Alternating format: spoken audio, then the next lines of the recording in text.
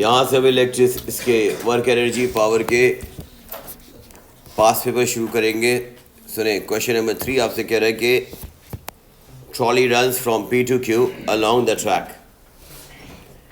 At Q, its potential energy is 50 kilojoules less than at P. अब जहाँ पर इससे पोटेंशियल एनर्जी नहीं बताई पॉइंट P पे, मैंने कहा इमेजिन करो कि पॉइंट P पर पोटेंशियल एनर्जी X है।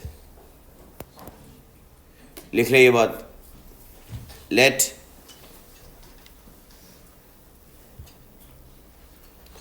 potential energy at P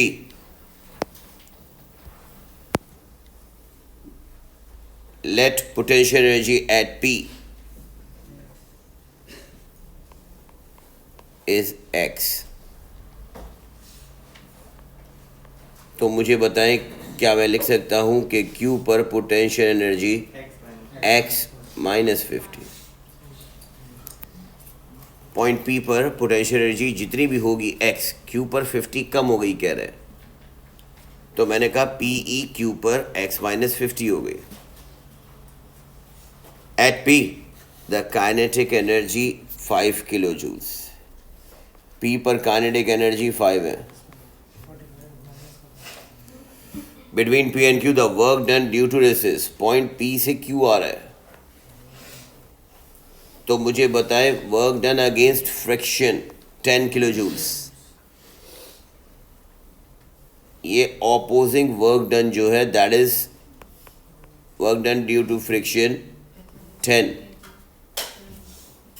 और फिर कह रहा है कि काइनेटिक एनर्जी Q पे बताओ, यानी पॉइंट Q पर काइनेटिक एनर्जी बताओ। अब मुझे ये बताएं, जो मैंने केसेस बताए उसके हिसाब से total energy at P equals to total energy at Q, work done due to friction या work done against friction, P की साइड पर ऐड होगा या Q की साइड पे? कहाँ पे? ये याद रखना हमेशा, work done due to friction हमेशा फाइनल में ऐड होता है। जब मैंने केसेस करवाए थे तो ये बार बार बताया था, वर्क डन अगेंस्ट फ्रिक्शन हमेशा फाइनल पोजीशन में ऐड होता है। तो यहाँ पर आप ऐड करेंगे वर्क डन रेजिस्टिव फोर्स का, वैल्यूज रख दें, you get the answer. Total energy at P का मतलब काइनेटिक एनर्जी 5 है, पोटेंशियल एनर्जी X है। टोटल एनर्जी एट Q का मतलब पोटेंशियल एनर्जी X माइनस 50 है, काइनेटिक एनर्जी KE है, और work done due to resis 10 है। तुम्हें KE फाइंड करनी है, 5 plus X is equals to X, plus 10 में से माइनस 50 करेंगे आपके पास, तो ये आ जाएगा माइनस 40 प्लस KE। तो बेटा KE इज इक्वल्स टू ये X और ये X कैंसिल, माइनस 40 लेफ्ट पे जाएगा तो plus 40 plus 5 45 is your answer. ये बात याद रख लें, स्टार्ट में पहले क्वेश्चन से ये बात समझा रहा हूँ कि रेजिस्टिव फोर्स अगर आ रही है तो फाइनल पोजीशन में ऐड होगी या इनिशियल पोजीशन में से सब्ट्रैक्ट होगी, बात तो एक ही है।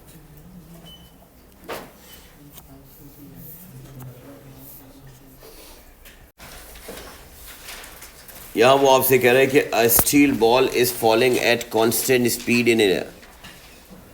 बॉल जो है वो कांस्टेंट स्पीड पे नीचे आ रही है। अगर बेटा कांस्टेंट स्पीड पे नीचे आ रही है तो इसका मतलब है कांस्टेंट स्पीड के लिए काइनेटिक एनर्जी इज कांस्टेंट, और फॉलिंग का मतलब डाउनवर्ड आ रही है। तो अगर डाउनवर्ड आ रही है तो इसका मतलब है हाइट डिक्रीज, और अगर हाइट डिक्रीज तो it means GP decrease. Which graph shows the variation with time T of the gravitational potential energy kinetic energy. अब देखो काइनेटिक एनर्जी तो कांस्टेंट है, इसका मतलब C और D तो हो नहीं सकता। अब मुझे ये बताएं कि काइनेटिक एनर्जी कांस्टेंट है तो ग्राफ ए होगा या बी होगा? आप कहेंगे स्ट्रेट लाइन। याद रखना GPE with respect to time अगर ग्राउंड की तरफ आ रही है और कांस्टेंट स्पीड पे आ रही है तो इसका मतलब अपोजिंग फोर्स कोई नहीं है। कांस्टेंट स्पीड का मतलब एक्सेलरेशन ज़ीरो, तो जो इस रेट से आएगी वो कांस्टेंट रेट होगा और कांस्टेंट रेट के लिए remember you will get a straight line.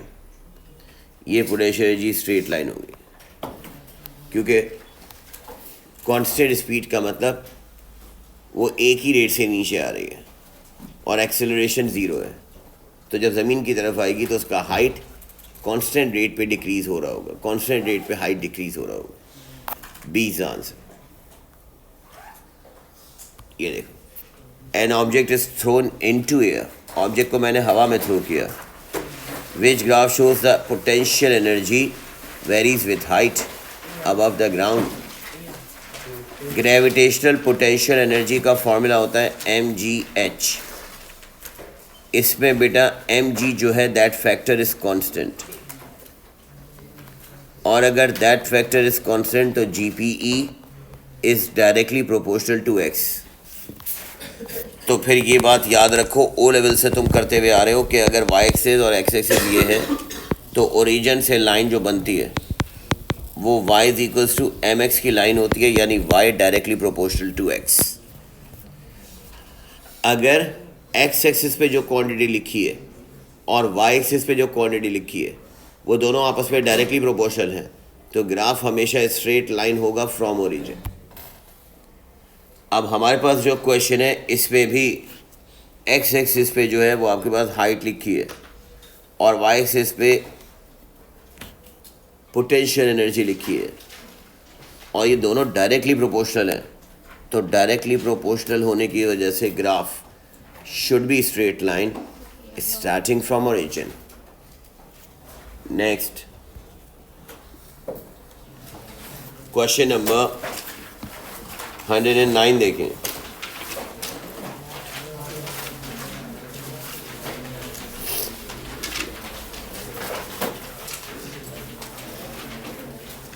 वो आपसे कह रहे हैं कि the graph shows the distribution of speed of molecules at particular temperature. अब मुझे ये बताओ कि y एक्सिस पे कह रहे हैं the number of molecules with speed v।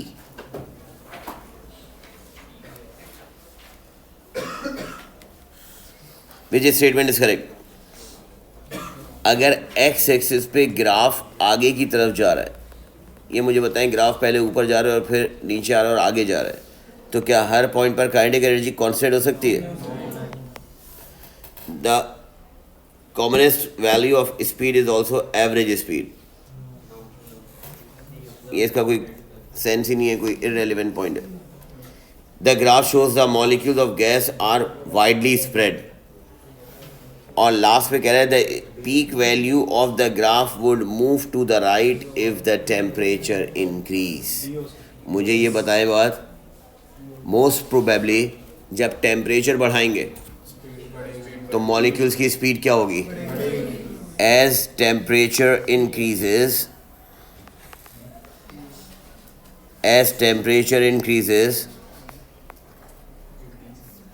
Speed of molecules increases. Temperature बढ़ेगा तो स्पीड ऑफ मॉलिक्यूल्स भी बढ़ेगी और इसका मतलब ये ग्राफ आहिस्ता आहिस्ता यहाँ, फिर ये ग्राफ आहिस्ता आहिस्ता यहाँ, डीज आंसर। टेम्परेचर के बढ़ने से स्पीड इंक्रीज होगी तो इसका मतलब इसका पीक जैसे जैसे टेम्परेचर बढ़ाते जाएंगे इसका पीक राइट साइड पर शिफ्ट होता जाएगा।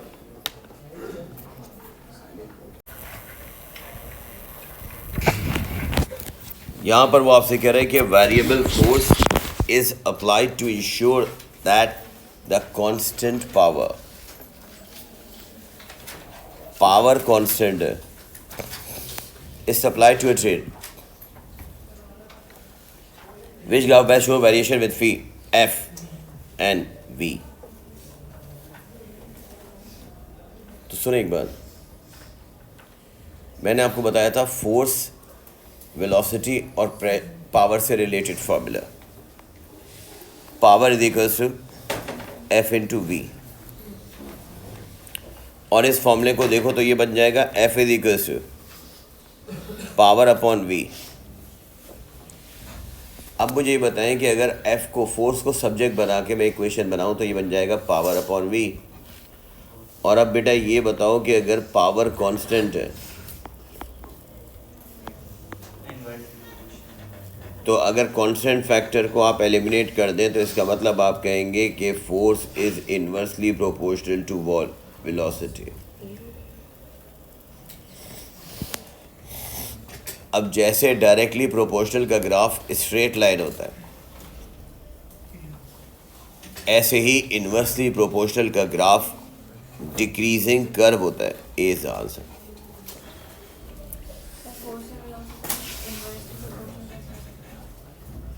अगर पावर कांस्टेंट लग रही है, बात सुनो, अगर पावर कांस्टेंट लग रही है, इमेजिन करो, मैं तुम्हें बताता हूँ, मैं एक्सेलरेटर पे सेम फोर्स लगा रहा हूँ, पावर सेम दे रहा हूँ, सही, मगर गाड़ी रैंप पे जा रही है, तो मुझे बताओ स्पीड एयर रेजिस्टेंस की वजह से और ग्रेविटेशनल फोर्स की वजह से उसकी स्पीड डिक्रीज हो जाएगी, ऊपर जा रही है ना। अगर ऊपर जा रही है तो स्पीड डिक्रीज हो जाएगी, मगर फोर्स तो बढ़ रही है कॉन्स्टेंटली। यहाँ पर आपको ये ग्राफ क्या शो कर रहा है कि आपकी स्पीड बढ़ रही है मगर नेट फोर्स कम हो रही है। वजह क्या है?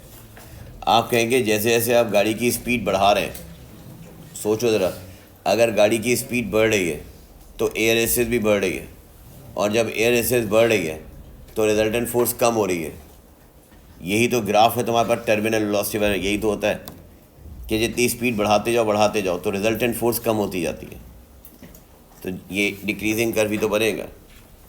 स्पीड अगर किसी ऑब्जेक्ट की इंक्रीज हो रही है, टर्मिनल वेलोसिटी का कॉन्सेप्ट याद रखें, तो ऑपोजिंग फोर्स भी बढ़ रही है, और ऑपोजिंग फोर्स बढ़ने की वजह से रिजल्टेंट फोर्स डिक्रीज हो रही है, इसलिए option A. Look at this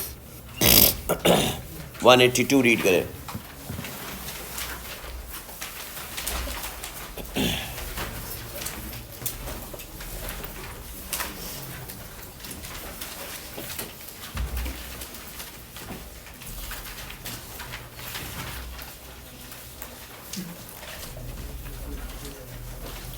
Now it says the fixed amount of gas undergoes a series of change at pressure and volume.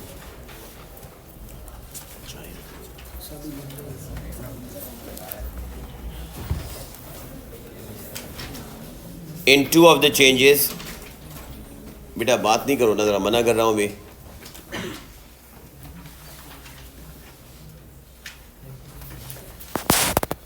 Lecture notes पे देखिए, मैंने आपको ये बताया था कि वर्क डन का फॉर्मूला गैसेस में होता है P इंटू डेल्टा वी। अब पहले मेरी बात समझना, P इंटू डेल्टा वी में मुझे एक बात ये बताएं कि इफ़ वॉल्यूम कांस्टेंट, अगर वॉल्यूम कांस्टेंट है तो इसका मतलब डेल्टा वी क्या हो जाएगा? ज़ीरो। कांस्टेंट वॉल्यूम ना, तो कांस्टेंट वॉल्यूम के लिए बेटा चेंज इन वॉल्यूम क्या हो जाएगा? ज़ीरो। और अगर चेंज इन वॉल्यूम ज़ीरो हो जाएगा तो इस केस में वर्क डन ज़ीरो। इसीलिए इसने कहा कि इन चार प्रोसेस में से दो प्रोसेसेस ऐसे हैं जिनमें वर्क डन नहीं होगा। तुम कहोगे कौन से प्रोसेस? मैं कहूँगा वो प्रोसेस जहाँ वॉल्यूम कांस्टेंट, जहाँ वॉल्यूम।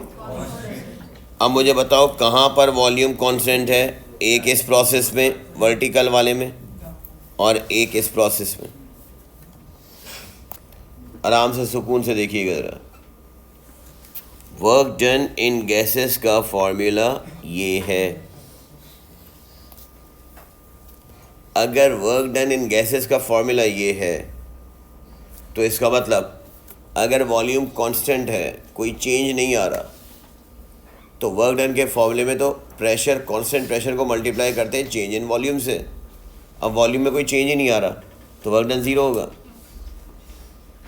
अब चेंज इन वॉल्यूम कहाँ कहाँ नहीं आ रहा, आप कहेंगे यहाँ और यहाँ चेंज इन वॉल्यूम नहीं आ रहा। वाई एक्स एक्सिस पे वॉल्यूम में नोट कर लो, और अगर ग्राफ ऊपर जा रहा है या ऊपर से वर्टिकली नीचे आ रहा है तो इसका मतलब है कांस्टेंट वॉल्यूम पे जा रहा है, कांस्टेंट वॉल्यूम पे। वाई एक्सिस की वैल्यू चेंज हो रही है मगर इन दोनों जगह पर वॉल्यूम फिक्स है। ये बात किसको नहीं समझ आई? इसका मतलब यहाँ पर वर्क डन नहीं है, यहाँ पर वर्क डन नहीं है। वो कह रहा है आपसे in two of the changes no work is done on और by the gas, in one change work is done by the gas. तो मैंने चेक करें, नोट्स पे लिखा हुआ है आपने, जहाँ मैंने वर्क डन इन गैसेस बताया है, मैंने ये बताया कि work done by the gas कब होगी?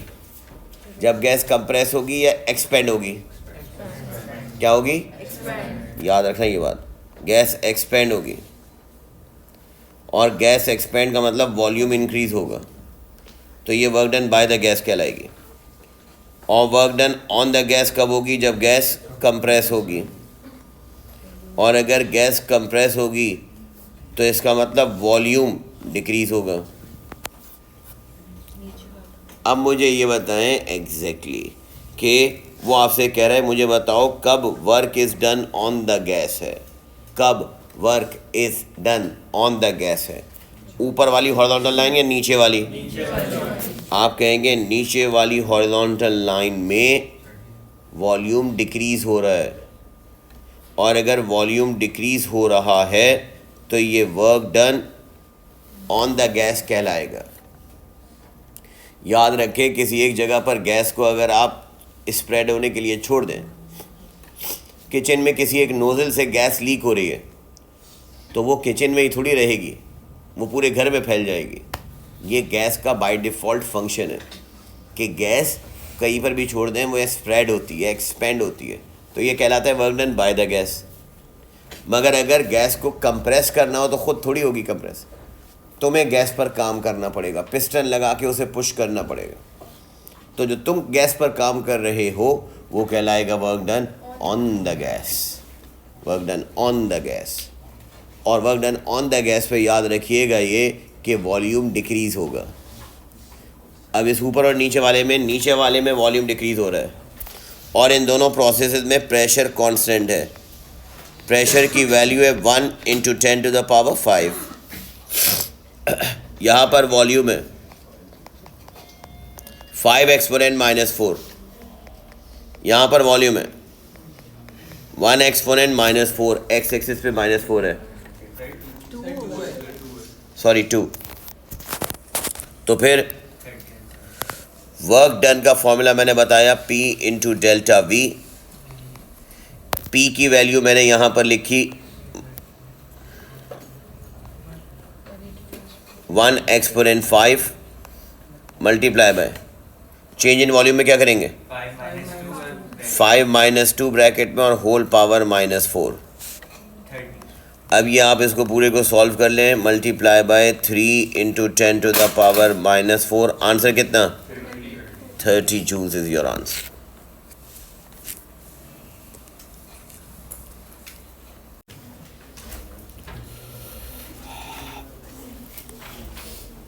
Barrel of mass 50 kg is loaded into the back of the lorry. By pushing it smooth, मतलब frictionless, बेटा इस बैरल को उठा के मुझे यहाँ से मूव करके इसको ऊपर टॉप पे पहुँचाना है।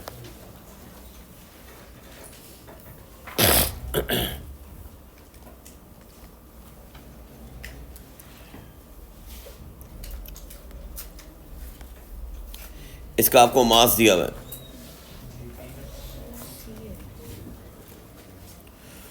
मैंने तुम्हें एक बात बताई थी, मैंने कहा था याद रखना कि वर्क डन के लिए तुम्हें कभी काइनेटिक एनर्जी को वर्क डन के बराबर करना पड़ेगा, कभी ग्रेविटेशनल पोटेंशियल। अगर किसी ऑब्जेक्ट की स्पीड इंक्रीज या डिक्रीज होती तो मैं कहता work done is equals to kinetic energy कर दो, और अगर किसी ऑब्जेक्ट की हाइट चेंज होगी तो मैं कहूँगा वर्क डन को आप GPE के बराबर करो।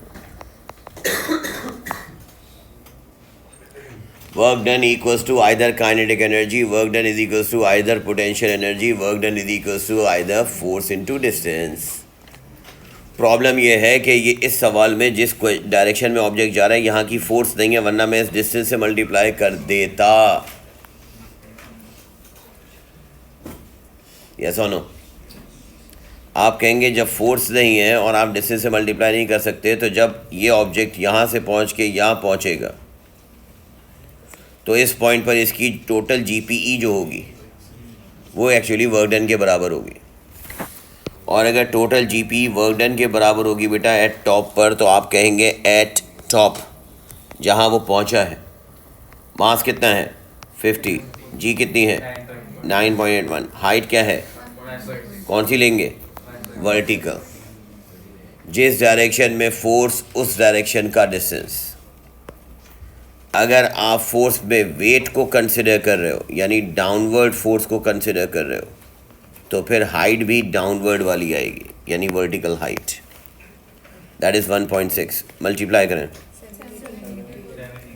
780 joules. 19 a constant force of 9 kilo newton. अब देखो केस जो मैंने करवाए थे आखिरी में, बिल्कुल उन केसेस को सामने रखना। अ constant force of 9 kilo Newton, मैं एक कांस्टेंट फोर्स अप्लाई कर रहा हूँ इस पर 9 किलो न्यूटन एक्सटर्नल फोर्स लग रही है। Parallel to incline plane moves a body of weight 20 kilo newton through a distance of 40 metre along the plane at constant speed. Body gains 12 metre in height. अब मुझे बताइए ये बात, listen and listen carefully. ये object A है, ये object B है। एक बात तो ध्यान में रखना, एक एक वर्ड और से पढ़ना। ये क्या लिखा है कांस्टेंट स्पीड का मतलब kinetic energy remains constant, kinetic energy remains, speed constant है तो काइनेटिक एनर्जी भी कांस्टेंट होगी। अब मैंने आपको एक बात बताई थी और मैंने कहा था ये याद कर लें कि अगर ये पॉइंट ए है और वो बी है तो total energy at A equals to total energy at B plus work done due to resistive force final में ऐड होगा। और यही work done due to resistive force, याद करो नोट्स में एक एक चीज़ लिखवाई है, इसी work done due to resistive force को हम हीट लॉस या एनर्जी लॉस कहते हैं। और वही हीट लॉस या एनर्जी लॉस आपसे मांग रहा है, work done dissipated as heat. अब देखो मैं लिख क्या रहा हूँ, और तकरीबन सारे क्वेश्चन में स्टार्ट से मैं यही लिख रहा हूँ, kinetic energy at A plus potential energy at A equals to kinetic energy at B plus potential energy at B plus work done due to friction, work done resistive force. मगर एक चीज़ रह गई इसमें, कोई बताएगा? केसेस अगर याद हैं तो एक चीज़ रह गई, कोई बताएगा? शाबाश, दोबारा बोलो। Work done by the applied force आपने नहीं ऐड की। देखो मैंने जब आपको केस बताए थे तो उस पर याद रखना हमने क्या क्या लिखा है। टोटल एनर्जी एट ए नहीं है सिर्फ, बल्कि पॉइंट ए पर एक एक्सटर्नल फोर्स भी ऐड हो रही है। तो जाकर सबसे लास्ट वाला नोट्स में केस नंबर 6 देखें तो हमने यहाँ पर ऐड करना होगा work done by applied force. और जब मैं यहाँ पर बेटा work done by applied force करूँगा तो फिर ये मैंने लिखी है स्टेटमेंट आपके सामने, एग्जैक्टली जाके देखना, बिल्कुल इस चैप्टर के लास्ट केस की। तो यहाँ पर आपने इसको ऐड करना होगा यहाँ पर F इंटू डी से। काइनेटिक एनर्जी ए पर और काइनेटिक एनर्जी बी पर मैं कैंसिल कर रहा हूँ, बताओ क्यों कैंसिल कर रहा हूँ? कांस्टेंट है। Gravitational potential energy point A पर ज़ीरो कर रहा हूँ, क्यों कर रहा हूँ? क्योंकि ग्राउंड लेवल पर है, ग्राउंड लेवल पर है। प्लस अप्लाइड फोर्स उसने कहा था बेटा कितना? 9000। जिस डायरेक्शन में फोर्स उस डायरेक्शन का डिस्टेंस। अगर ये अप्लाइड फोर्स इस डायरेक्शन में ले रहे हो तो डिस्टेंस भी 40 लोगे। ग्रेविटेशनल पोटेंशियल एनर्जी का मतलब mgh, और प्लस ये जो वर्क डन है ये तो आपको फाइंड करना है। ये बन गया 36, 4 zeros। वेट कितना बताया था उसने? ये mg कंप्लीट वेट है, और कंप्लीट वेट कितना है? 20,000। मल्टीप्लाई करेंगे किससे? हाइट से। वेट अगर वर्टिकल ले रहे हैं तो हाइट भी वर्टिकल होगी। वर्टिकल हाइट कितनी है? 12। ये वर्क डन निकालना है हमें। कैलकुलेट करना है work done due to resistive force. Remember, work done due to resistive force. 360,000 में से माइनस कर दें 240,000 मुझे हो जाएगा। ये 120,000 work done due to friction. So answer is 120 kilo joules. ये बात याद रख लो कि ये जो स्टेटमेंट मैंने लिखी है ये स्टेटमेंट बहुत स्ट्रॉन्ग है, बहुत सारे क्वेश्चंस पर ये अप्लाई होगी। यहाँ पर एक्सटर्नल फोर्स है तो मैंने यहाँ पर एक्सटर्नल फोर्स ऐड कर दी है।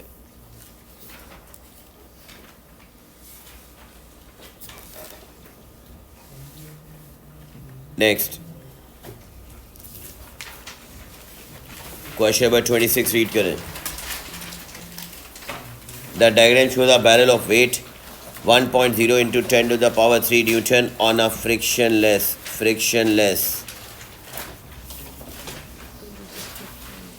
inclined at 30 degree. A force is applied to the barrel to move up the slope at constant. Okay, constant speed. इसका मतलब काइनेटिक एनर्जी नहीं होगी इसमें। जहाँ जिस क्वेश्चन में कांस्टेंट स्पीड आ जाए याद रख लेना वहाँ पर काइनेटिक एनर्जी वाला कंपोनेंट कैंसिल कर दो, क्योंकि वो हर जगह सेम रहेगी। The force is parallel to slope. Okay, what is the work done in moving a barrel to a distance of 5 metre up the slope. Distance 5 metre, इसका मतलब ये वाला डिस्टेंस क्या रहा है? 5 मीटर। मगर प्रॉब्लम क्या है? मुझे यहाँ से लेके यहाँ तक का उससे डिस्टेंस दिया है 5 मीटर। फोर्स नहीं बताई।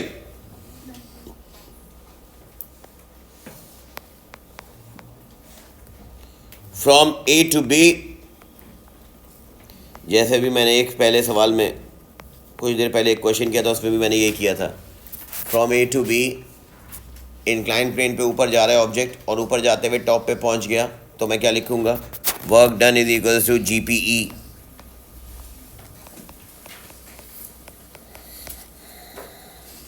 किसी भी इंक्लाइन प्लेन पे ऑब्जेक्ट अगर हाईएस्ट पॉइंट पर पहुंचा है और काइनेटिक एनर्जी है नहीं, यस और नो, काइनेटिक एनर्जी का कंपोनेंट नहीं है, तो जो वर्क डन है, तुमको ये फॉर्मूला आया कहाँ से? चलो एक और बात बताऊँ, ये सुन लो। तो मैं कहूँगा बेटा ये कोई नया फॉर्मूला इन्वेंट नहीं हुआ, इधर देखना, ये फॉर्मूला सेम यही है जो ऊपर लिखा हुआ है। चलो एक चीज़ बताता हूँ, ये सेम यही है और कोई डिफरेंस नहीं है। अभी देखना कैसे। क्वेश्चन को बहुत थॉरोली समझेंगे तो आपको बात समझ में आ जाएगी। सुने ये बात, ये वही चीज़ मैंने लिख दी यहाँ पे। अब कुछ फैक्ट्स हैं यहाँ पर, और उन फैक्ट्स की वजह से बहुत सारे फैक्टर आहिस्ते आहिस्ते यहाँ पर इस फॉर्मूले में से कैंसिल आउट होना शुरू हो जाएंगे। अब सुनना एक एक करके। तुम लिखोगे उसूलन फार्मूला क्या होना चाहिए, मैं कहूँगा उसूलन फार्मूला होना चाहिए kinetic energy at A plus potential energy at A plus applied work done equals to kinetic energy at B plus potential energy at B plus work done due to resistive force. सब जगह पर ये चलाऊंगा मैं, मगर यहाँ पर देखें होगा क्या। स्पीड कांस्टेंट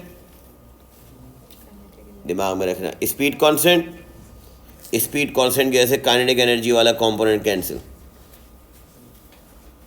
ऑब्जेक्ट ग्राउंड से ऊपर जा रहा है, तो ग्राउंड से ऊपर जाने के लिए यहाँ पर पोटेंशियल एनर्जी एट ए क्या है भाई, ये भी कैंसिल। फ्रिक्शनलेस सरफेस है तो work done due to friction नहीं होगा, ये भी कैंसिल। बच क्या गया आखिर में,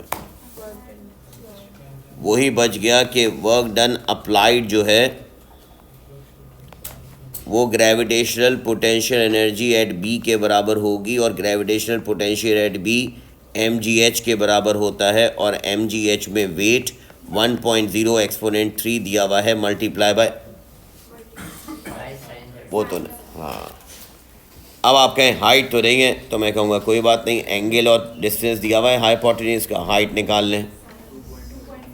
yes, sine 30 degree is equals to perpendicular upon hypotenuse, cross multiply करें तो ये वर्टिकल हाइट की वैल्यू आ जाएगी 5 इंटू साइन 30, दैट इज़ 2.5। 2.5 को यहाँ पर सब्सटीट्यूट कर दें, so that is 2.5 exponent 3.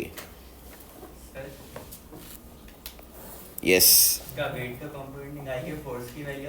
इसका वेट का कंपोनेंट निकाल के बिल्कुल ठीक है। इन्होंने कहा कि हम ये भी कर सकते थे कि ये जो वेट एक्ट हो रहा है इसका ये वाला कंपोनेंट निकाल लेते और ये कंपोनेंट डाउनवर्ड होता, तो फिर अगर ये डाउनवर्ड होता तो इसका रेजिस्टिव फोर्स ना होने की वजह से अप्लाइड फोर्स भी यही होती, तो ये अप्लाइड फोर्स को कंसिडर करके और डायरेक्ट 5 से मल्टीप्लाई कर देते।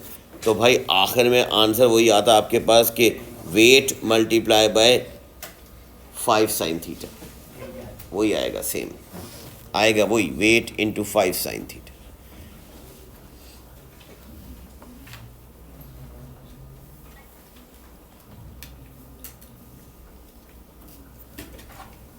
नेक्स्ट,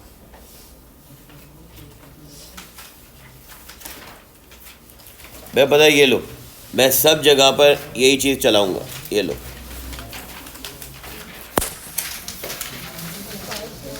अब हाई ऊपर से आ रहा है नीचे ए और नीचे आते हुए B, kinetic energy at A plus GP at A plus work done applied is equal to kinetic energy at B plus GP at B plus work done due to resistive force. बस ये बात याद रखें कि position A जो है वो start है और पोजीशन बी जो है वो लास्ट पॉइंट है। अब block of mass M is release from rest, यहाँ से मुझे डेटा पता चलना शुरू हो गया, बताते जाओ। रिलीज फ्रॉम रेस्ट क्या करूं, कौन सी वाली, किस पॉइंट की, वेरी गुड, ये ज़ीरो हो गई, शाबाश। Kinetic energy at A zero, तो जीपी एट ए का मतलब mgh प्लस। अब मुझे बताओ इसको नीचे लाने के लिए कोई मैंने डाउनवर्ड एक्सटर्नल फोर्स लगाई है? कुछ क्वेश्चन होंगे वो कहेगा ऊपर से एक इंजन फोर्स अप्लाई कर रहा है downward with the force this, मगर इस क्वेश्चन में वो कह रहा है कि ऑब्जेक्ट खुद ही स्लाइड होता हुआ नीचे आ रहा है, यानी कि आपको एक्सटर्नल फोर्स तो इसका मतलब है work done by applied force क्या हो जाएगा? 0, cancel, equals to it travels 7 meter down the slope and falls a vertical distance of 3 meter. The block experience frictional force of 5 Newton. अब मुझे बताओ सबसे पहले काइनेटिक एनर्जी ग्राउंड पर क्या हो जाएगी? हाफ एम वी स्क्वायर, मगर जीपी क्या हो जाएगी? क्या हो जाएगी? Plus work done due to friction को आप एफ इंटू डी कह सकते हैं, यस और नो? ऑब्जेक्ट अगर नीचे आ रहा है बेटा तो फ्रिक्शन ऊपर की तरफ होगा और 5 न्यूटन होगा, और ये 5 न्यूटन इस 7 मीटर डिस्टेंस से मल्टीप्लाई होगा, यस और नो?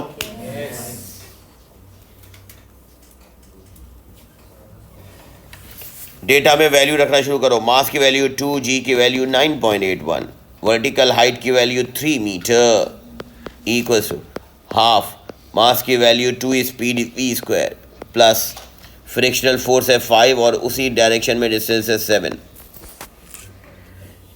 2 को मल्टीप्लाई करो 9.81 से और मल्टीप्लाई करो 3 से,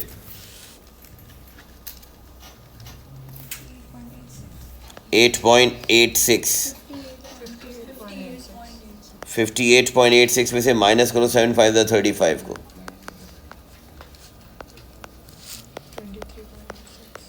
23.86 का स्क्वायर रूट ले लो, 4.9 is answer.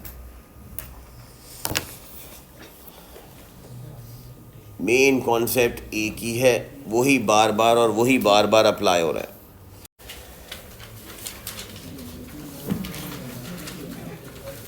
A trolley of mass 600 kg is initially at point P on a slope at a height of 80 meter above ground level. Listen carefully. Initially point P पर है, जो ground से 80 metre above है। The trolley is release from rest, okay, इसका मतलब point P पर kinetic energy 0 है, gravitational potential energy mgh हो गई। मूव्स अलोंग द स्लोप, बोलो नहीं, खामोशी से जरा। First comes to rest at point Q, Q पर आकर रुकती है h हाइट तक। The total distance P Q move along the trolley is 1.5 kilometre, और इस 1.5 किलोमीटर में टोटल रेजिस्टिव फोर्स भी मौजूद है। What is h? बात सुने, उससे आपसे कहा कि पॉइंट क्यू पर आकर वो स्टॉप हो जाती है, और अगर स्टॉप हो जाती है तो काइनेटिक एनर्जी यहाँ भी 0। स्टार्टिंग में भी रेस्ट से आई, फाइनल भी आके रुक गई। अब सुने, बोलना नहीं।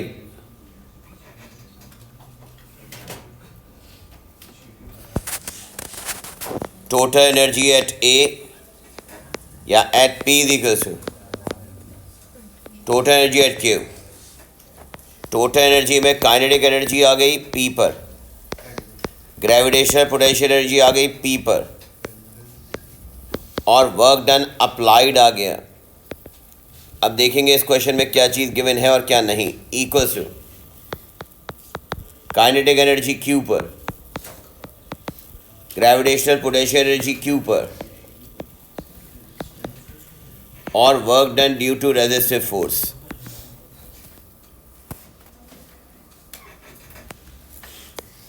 पॉइंट पी की काइनेटिक एनर्जी 0 है बेटा, क्यू की भी 0 है। Gravitational potential energy point P की आ जाएगी mgh, m है 600 मल्टीप्लाई बाय 9.81, वर्टिकल हाइट आपके पास है 80, equals to applied work done भी नहीं है कोई, कोई एक्सटर्नल फोर्स नहीं लग रही। Finally gravitational potential energy M, G की वैल्यू 9.81 और क्यू पर वर्टिकल हाइट है एच प्लस। ये जो वर्क डन है ये फोर्स इनटू डिस्टेंस होता है, frictional force into distance. Frictional force उससे आपको क्वेश्चन में दिए 300, और जिस सरफेस पर फ्रिक्शनल फोर्स हो रही है उस सरफेस का टोटल डिस्टेंस दिया है 1.5 किलोमीटर, मतलब 1500।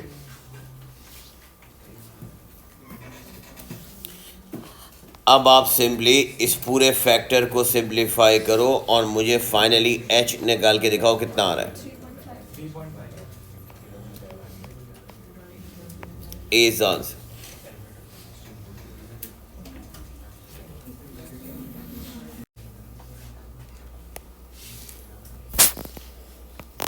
This is important. वो कह रहे सॉलिड क्यूबॉइड है, तीनों साइड्स की डायमेंशन अलग अलग हैं, वेट 4000 न्यूटन। बेटा किसी भी रेगुलर शेप ऑब्जेक्ट का वेट हमेशा उसके सेंटर पर लाई करता है। एक बात तो बिल्कुल ठीक है, अगर किसी ने सोची कि सर यहाँ पर वेट लाई करेगा, अगर मैं आपसे कहूँ कि इस पॉइंट पर इसकी ग्रेविटेशनल पोटेंशियल एनर्जी कितनी है तो तुम कहोगे mgh, 4000 को मल्टीप्लाई कर दोगे टोटल हाइट के हाफ से, तो ये इतना इसका ग्रेविटेशनल पोटेंशियल एनर्जी है जो ज़मीन पे लग रही है। अब वो कह रहे हैं कि ये टिल्ट हुआ और मैंने ज़ाहिर है इसको यहाँ से पुश किया होगा, और जब ये पुश किया मैंने ऐसे, तो ये 0.5 वाली साइड ज़मीन पे गिर गई। Now this is legend. अगर 0.5 वाली साइड ज़मीन पे गिर गई तो अब वही पॉइंट यहाँ पर आ गया और वेट W ये आ गया। बहुत सारे स्टूडेंट्स ने, मार्किंग स्कीम कह रही है कि स्टूडेंट ने मिनिमम एनर्जी निकालने के लिए, change in gravitational potential energy के लिए 4000 में से इनिशियल वाला 0.6 को माइनस कर दिया 4000 में से फाइनल वाला 0.25, क्योंकि टोटल वर्टिकल हाइट 0.5 है तो हाफ। मैंने कहा ये मेरी वर्किंग बिल्कुल ठीक होती अगर वो कहता कि टोटल चेंज इन जीपी बताओ, बिल्कुल सही होता। क्योंकि एक सवाल में ऐसा है, एक और क्वेश्चन है जो ऊपर से नीचे गिर रहा है ब्लॉक, उसमें कह रहा है कि टोटल चेंज इन जीपी बताओ। तो मैं कहने कहा टोटल चेंज इन जीपी में ये जो टोटल स्टार्टिंग की हाइट है और जो फाइनल की जीपी है उसको माइनस कर दें। यहाँ नहीं चलेगा, यहाँ नहीं चलेगा, यहाँ गलत हो जाएगा। अब सुने, यहाँ क्यों गलत होगा ये समझना और बहुत ध्यान से सुनना मैं क्या रहा हूँ। अगर कोई अपने हाथ में कोई ऐसी चीज़, कोई ऐसा बॉक्स जो तुम्हारे पास हो, कभी उसको हाथ में ऐसे किसी टेबल पे, बेंच पे रखो। नाउ लिसन, अब जो मैं कह रहा हूँ ना उसको बिल्कुल ऐसे ही समझेगा हर कोई। मुझे एक बात ये बताओ बेटा सोच के कि अगर मुझे इसको टॉपल कराना है, मुझे इसको गिराना है, तो गिराने के लिए आप इसको ऐसे टेढ़ा करेंगे, यानी कि ग्राउंड की एक साइड, एक जगह, एक पॉइंट ऐसा होगा जो ज़मीन से टच रहेगा, वही पिवट कहलाएगा। एक साइड से आप इसे उठाएंगे मगर बाकी साइड एक जगह ऐसी होगी जो ज़मीन से टच रहेगी, ऐसा ना। और जब तुमने इसको टिल्ट किया, सोचो इस पोजीशन से जब ये टिल्ट हुआ, इस पोजीशन से जब टिल्ट हुआ, वो कह रहा है यहाँ से यहाँ तक की एनर्जी नहीं बताओ, अगर वो कहता total change in kind GP बताओ तो मैं यही करता जो लिखा हुआ था अभी।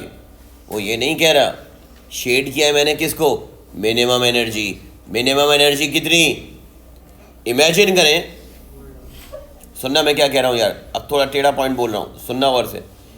अगर आप इसे हल्का सा टिल्ट करेंगे तो ये वापस अपनी जगह आ जाएगा। ये जब तक तुम्हें खुद इमेजिन नहीं करोगे तुम्हें नहीं समझ में आएगा मैं क्या कह रहा हूँ।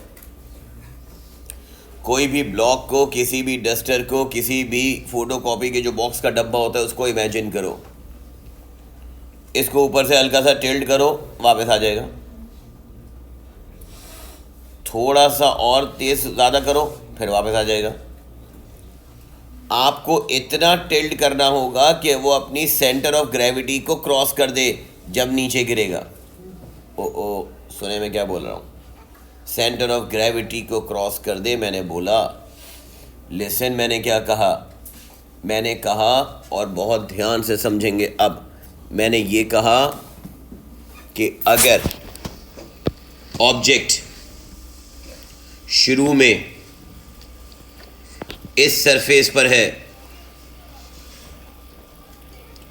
और इसकी सेंटर ऑफ ग्रेविटी यहां है, जो कि ज़मीन से टोटल 0.6 मीटर ऊपर है, ज़मीन से टोटल 0.6 मीटर ऊपर है। अब मैं ये कह रहा हूं कि आप इसे टिल्ट कर रहे हैं, सोचो ज़रा, अगर आप इसे टिल्ट कर रहे हो तो टिल्ट करने के लिए इसको तुम ऐसे गिराओगे, ऐसे गिराओगे, ऐसे गिराओगे। ओ ये कॉर्नर जब इसकी लाइन से क्रॉस करेगा तो आगे जाएगा, और अगर इस लाइन से पीछे होगा तो वापस आ जाएगा। टॉपल होने के लिए इस पॉइंट का एक्चुअली इस वर्टिकल लाइन से क्रॉस हो जाना ज़रूरी है, वरना तो ऐसे गिर जाएगा। यस और नो? ये प्रॉब्लम है इस क्वेश्चन में। वजह यह है कि आपने इसको जो टॉपल कराना है, ये देखें, ये जो मैं यहाँ ड्रॉ करूँगा ये, और ये आपने इसको ऐसे करना है कि ये वाली पॉइंट को क्रॉस कर जाए।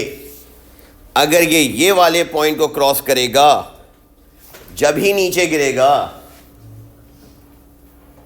इस पॉइंट को क्रॉस करना चाहिए, बस यही मेन टारगेट है। इस पॉइंट को क्रॉस करेगा तो ये नीचे जाएगा, otherwise not, otherwise not.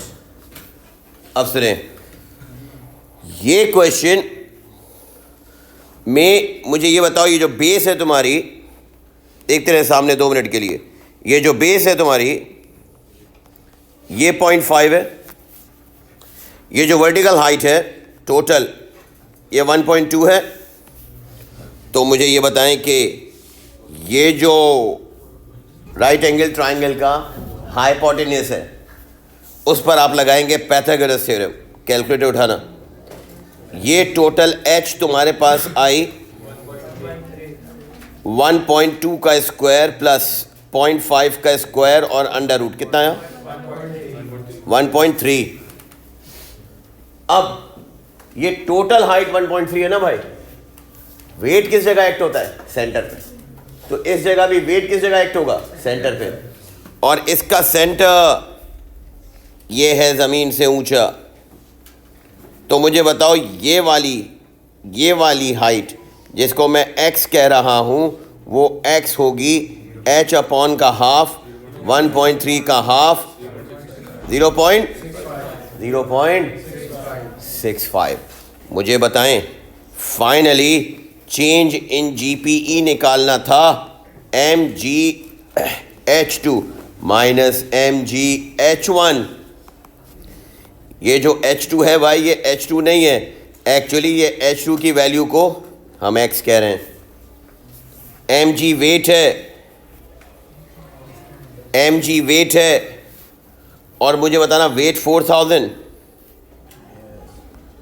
Multiply by 0.65 minus 4000,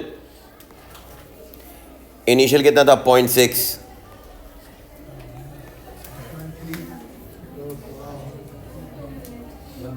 कितना?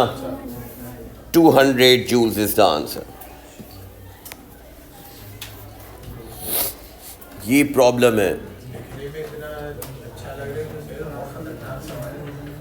मैंने तुम्हें देखो इसलिए स्टार्ट में मैंने किसी और क्वेश्चन में नहीं बोला, मैंने यहाँ लिखा है इम्पोर्टेंट, क्योंकि ये एग्जाम के करीब हर सूरत तुमसे कोई ना कोई पूछेगा। स्टार्टिंग क्या थी? टोटल हाइट का हाफ ना। वेट हमेशा सेंटर पे करते हैं ना बेटा। ये टोटल हाइट 1.2 है। अगर ये टोटल हाइट 1.2 है तो वेट किस जगह पे लाई कर रहा है? इस जगह पे। और अगर इस जगह पे लाई कर रहा है तो स्टार्टिंग में इनिशियल हाइट टोटल का हाफ होगी ना।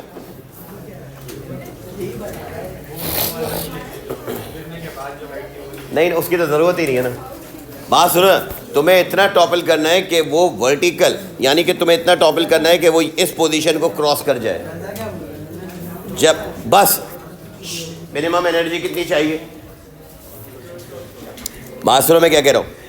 मिनिमम एनर्जी तुम्हें, एक सेकंड सामने देखिए, मिनिमम एनर्जी आपको यहाँ लगानी है भाई। यस और नो? असल क्वेश्चन की लॉजिक ये है कि मिनिमम एनर्जी यहाँ लगेगी। कितनी लगेगी? आप कहेंगे मिनिमम एनर्जी यहाँ लगेगी। मैं पूछूंगा कितनी लगेगी? आप कहेंगे इतनी लगेगी कि ये ब्लॉक्स यहाँ से बस यहाँ पहुँच जाए। इसके बाद तो खुद जाएगा ना। इसके बाद तुम्हें हाथ हटा दो। इस पॉइंट के बाद आपने टच नहीं कर रखना है इसके साथ। इस पॉइंट के बाद हाथ हटा दो, खुद आगे जाएगा। तुम्हें चाहिए यहाँ से यहाँ तक की एनर्जी।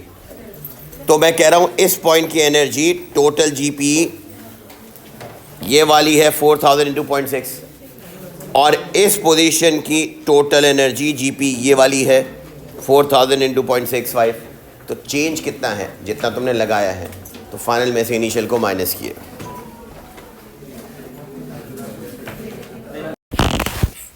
ये फरवरी मार्च का 2018 का पेपर 12 क्वेश्चन 16 है।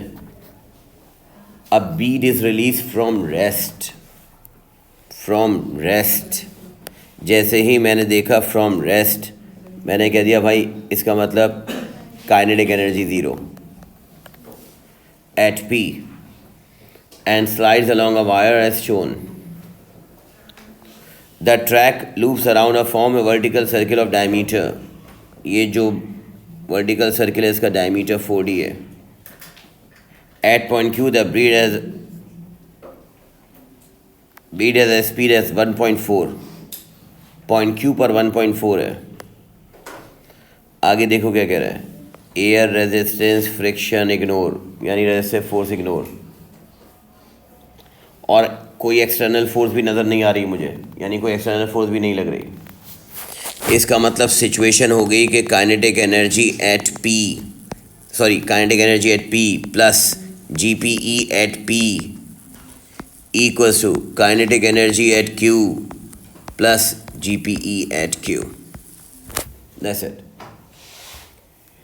असल में फॉर्मूला क्या था? Total energy at P plus work done due to applied force equals to total energy at Q plus work done due to resistive force. अब यहाँ ना अप्लाइड फोर्स है कोई एक्सटर्नल, ना रेजिस्टिव फोर्स है कोई एक्सटर्नल, तो दोनों कैंसिल। तो total energy at the start equals to total energy at the end वाली सिचुएशन रह गई, जो कि आपका केस नंबर 1 है। अब उस केस 1 में भी वो कह रहा है भाई ऑब्जेक्ट स्टार्ट हो रहा है रेस्ट से। ऑब्जेक्ट रेस्ट से स्टार्ट होने का मतलब काइनेटिक एनर्जी पी पे 0।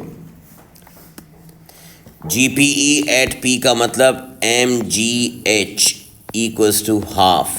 काइनेटिक एनर्जी एट क्यू का मतलब 1.4 का square, half M V square, plus GPE at Q की जीपीई ये वाली हाइट बेटा 40 है, तो एसआई यूनिट में 100 से डिवाइड करेंगे तो 0.4 मीटर एच, क्योंकि आंसर मीटर में है। तो फाइनल स्टेट पे काइनेटिक एनर्जी इस फॉर्मूले से और प्लस ग्रेविटेशनल पोटेंशियल एनर्जी में mg और 0.4 आपने रखा। राइट साइड पर मैं अगर m कॉमन लेके लेफ़्ट साइड वाले m से कैंसिल कर दूं तो m तो ओवरऑल कैंसिल। अब इक्वेशन में तुम्हारे पास बच गया 9.81 जो कि g है इंटू h इक्वल्स टू 1.4 का स्क्वायर करना बेटा, कैलकुलेटर उठाए कोई यार। 1.4 का स्क्वायर डिवाइडेड बाय 2, ये आंसर बताओ कितना आ रहा है। 1.4 स्क्वायर डिवाइडेड बाय 2 0.98 प्लस 9.81 को मल्टीप्लाई करो 0.4 से, 4.90 में 0.98 ऐड करो, कितना आ रहा है? मल्टीप्लाई करने के बाद ऐड करने के बाद कितना आ रहा है? 4.90 को बेटा डिवाइड कर दें 9.81 से,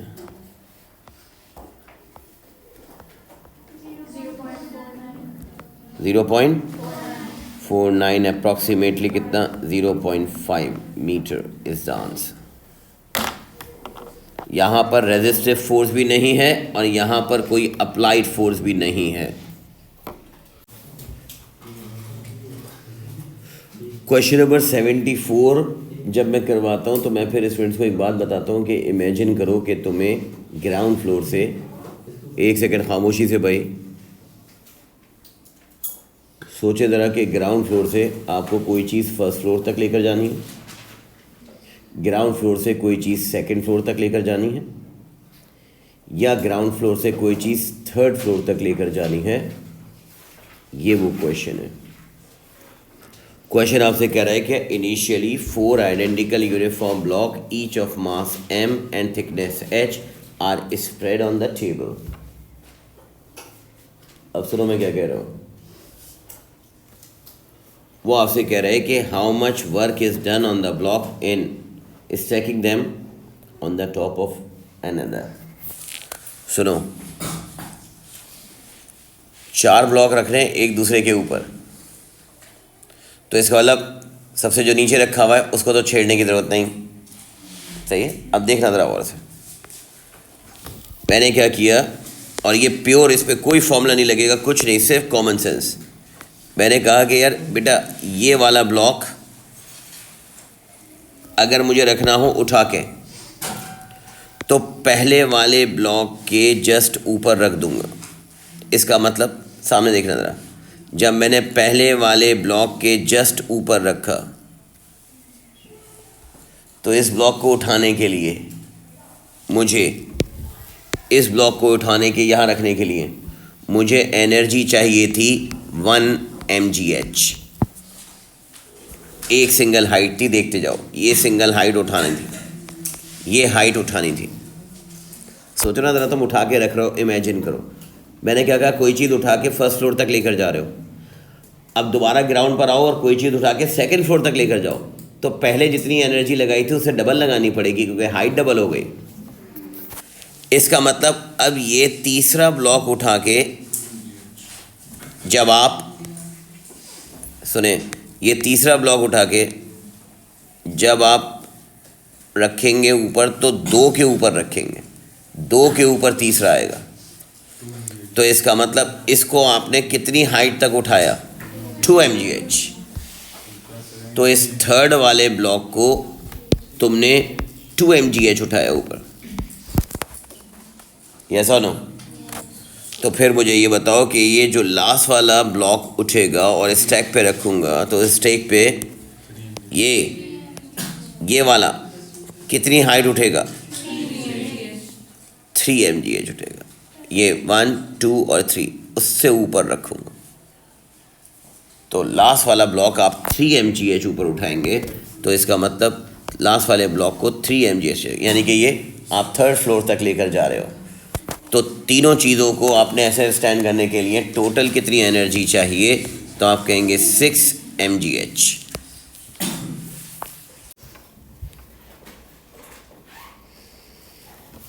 क्वेश्चन की लैंग्वेज आपसे कह रही है कि small mass of m at p initially top पर है, इनसाइड स्मूथ हेमिस्फेयर।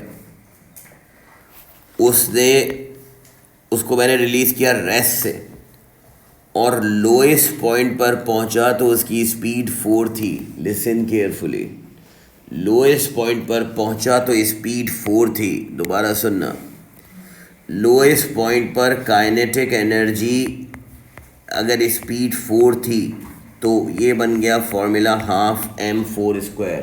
मास नहीं पता, कोई बात नहीं, इग्नोर। सुने, फिर वो कह रहा है diagram not drawn to scale shows the speed at point QRS. Air is neglected. The mass loses potential energy E from P to T. बिल्कुल सही है। हाईएस्ट पॉइंट पर पोटेंशियल एनर्जी बेटा मैक्सिमम है E, और कह रहा है इसने ये पूरी E लूज कर दी। ग्राउंड पर potential energy, gravitational potential energy zero हो गई। तो वो कह रहा है कि मुझे बताएं किस पॉइंट पर पोटेंशियल एनर्जी E/4 लूज हुई। लिसन, वी से दैट कि अगर रेजिस्टिव फोर्स इग्नोर, सुने मेरी बात, अगर रेजिस्टिव फोर्स इग्नोर, अगर अप्लाइड फोर्स भी प्रेजेंट नहीं, तो बस एक पॉइंट लिखना ज़रा, राइट डाउन।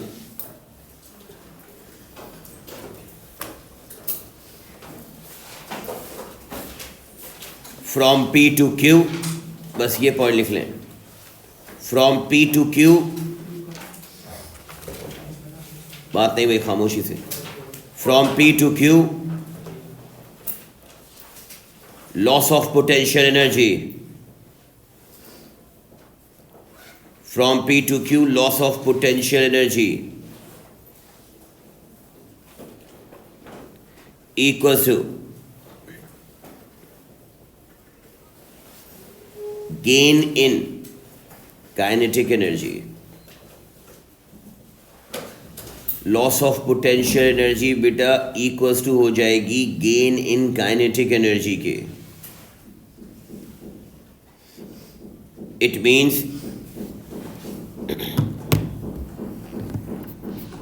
मैं देखो क्या लिख रहा हूँ, अब रेशो लगाऊंगा काइनेटिक एनर्जी और पोटेंशियल एनर्जी का। From P to Q, loss of GPE equals to gain in kinetic energy. अब मुझे बताओ टोटल लॉस अगर E था P से Q में, तो फिर काइनेटिक एनर्जी कितनी बन गई थी? ½m4²। तो अगर लॉस E/4 होगा तो काइनेटिक एनर्जी कितनी बन जाएगी? ½ mx² cross multiply, that's it. वो कह रहे हैं टॉप से लेके नीचे तक E से ज़ीरो हुई। मैंने कहा ठीक, मैंने कहा अगर GP E से ज़ीरो हुई तो काइनेटिक एनर्जी ज़ीरो से ½ m4² हुई। तो जिस वक्त एनर्जी E/4 लॉस होगी तो उस वक्त काइनेटिक एनर्जी क्या होगी? जब ये क्रॉस मल्टीप्लाई करेंगे तो देखते जाओ ज़रा, ½mx² into E equals to ½ m4² into E/4। ये E से E कैंसिल, M से M कैंसिल, हाफ से हाफ कैंसिल। x² यहाँ पर आ गया बेटा और राइट साइड पर आ गया 4 का स्क्वायर 16/4, और इसका अंडर रूट ले लें तो x इज इक्वल्स टू कितना आ गया? 2। इतनी लॉस हुई तो काइनेटिक एनर्जी भी इतनी लॉस हुई। तो अगर काइनेटिक एनर्जी इतनी लॉस हुई तो किस पॉइंट पर काइनेटिक एनर्जी लॉस हुई? इतनी 2 कहाँ पर लॉस हुई? Point R, means B is the answer. Loss of KE, loss of GPE equals to gain in KE. Loss of GPE is equals to gain in KE.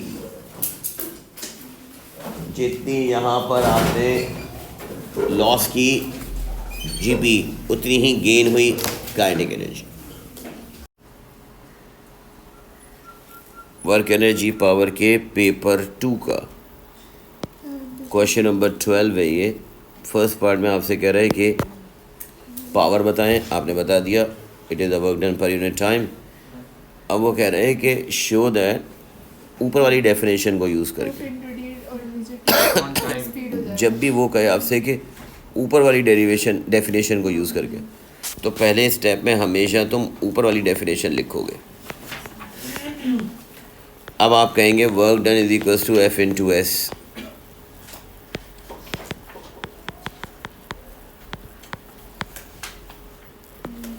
अब आप कहेंगे for constant speed, शर्त है constant speed, ये इस फॉर्मूले की condition है जो हम बनाने जा रहे हैं कि उसमें स्पीड ऑब्जेक्ट की कांस्टेंट रहनी चाहिए। v is equals to S upon T, so P is equals to F into V.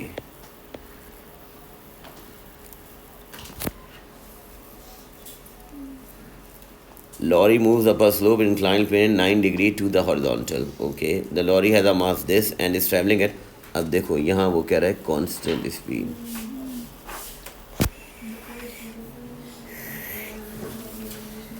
फिर आपसे कह रहा है कि the force due to air resistance neglected. बेटा अब ज़रा बात नहीं करें, खामोशी से देखें। वो कह रहा है force due to air resistance neglected.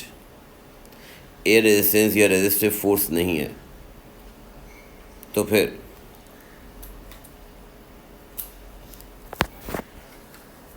Calculate the useful power from engine to move the lorry up the road.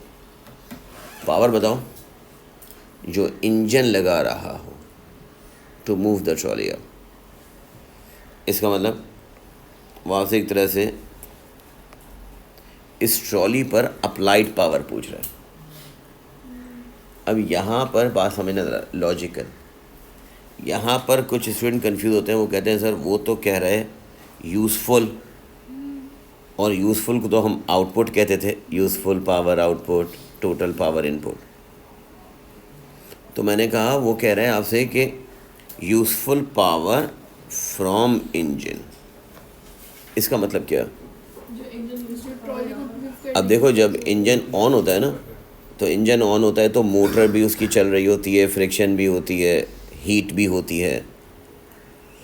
अगर मैं एक एग्जांपल दे रहा हूँ, अगर मैं किसी इंजन को पेट्रोल के थ्रू चला रहा हूँ और पेट्रोल के अंदर 10,000 जूल्स ऑफ एनर्जी है, पेट्रोल की अपनी केमिकल एनर्जी, एक एग्जांपल दे रहा हूँ, 10,000 है, तो क्या इंजन वो पूरी की पूरी 10,000 पुट करेगा आगे? नो। आप कहेंगे उस 10,000 में से कुछ 500, 800, 1,000 मोटर की मशीन के चलने में और हीट में लॉस होगी। तो इंजन जो आगे सप्लाई करेगा गाड़ी को वो 9,000 सप्लाई करेगा। ये वो उस 9,000 की बात कर रहा है, समझो ज़रा। जैसे ही इंजन ऑन होगा, इंजन के अंदर अपनी एनर्जी लॉस है, इंजन की मशीन के अंदर अपनी फ्रिक्शन है। इंजन हीट अप होगी तो वो हीट लॉस अलग है।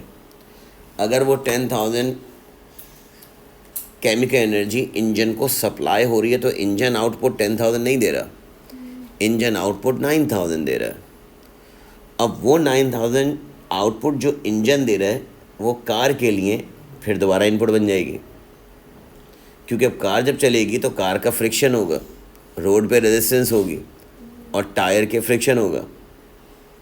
अब जो 10,000 चली कहाँ से थी? केमिकल एनर्जी 10,000 से, इंजन ने उसको 9,000 कर दिया, और जब कार आगे जाएगी तो वो फिर 8,000 या 6,000 जूल से आगे जाएगी।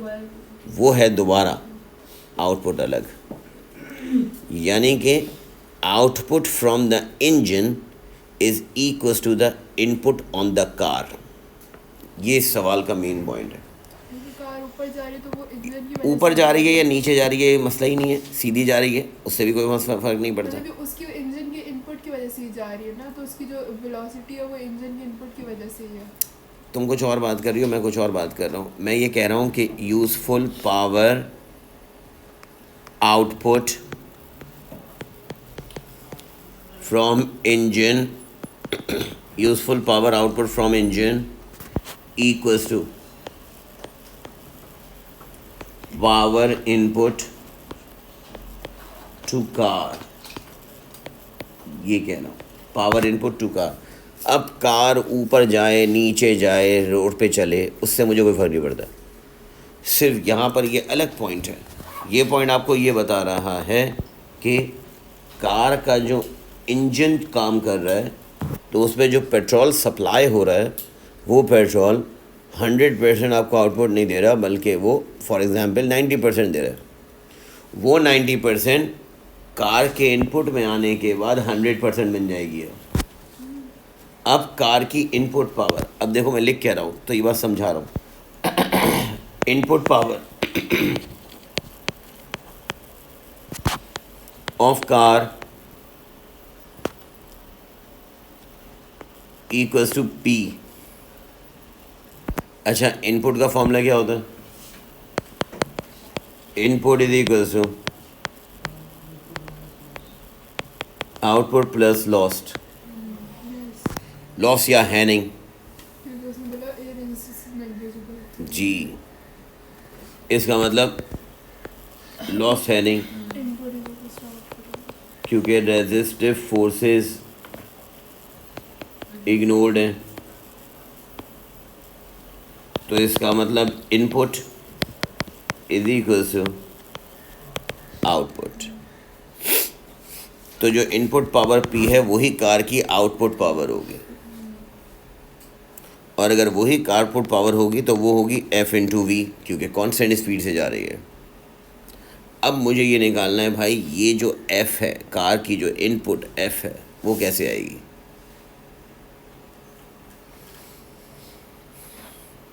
जब भी कोई एक्सटर्नल फोर्स ना दी हो बल्कि ऑब्जेक्ट का मास दिया हो और इंक्लाइन प्लेन दिया हो तो याद रखें अब इसका वेट का कंपोनेंट निकलेगा।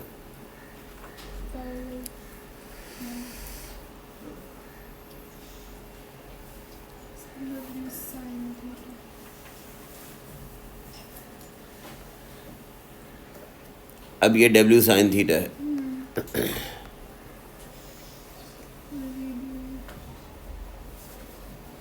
अब उसने किसी ने मुझे कहा कि एयर रेजिस्टेंस, उसने force due to air resistance 0 दी थी। बात सुनो, सिर्फ एयर रेजिस्टेंस 0 दी थी, मगर वेट का कंपोनेंट तो था। यस और नो? इसका मतलब आप कहेंगे ये जो अप्लाइड फोर्स है यही W साइन थीटा के बराबर है, और W साइन थीटा का मतलब mg साइन थीटा, क्योंकि और कोई फोर्स है नहीं। नेट फोर्स 0 है क्योंकि एक्सेलरेशन कांस्टेंट है। इसका मतलब power is equal to F की जगह आप लिख दें mg sine theta multiply by v। अब तुम्हारे पास सारी वैल्यूज हैं, कैलकुलेट करो और आंसर बताओ। 208 किलोवाट्स। 208 किलोवाट्स। किलो में आंसर चाहिए।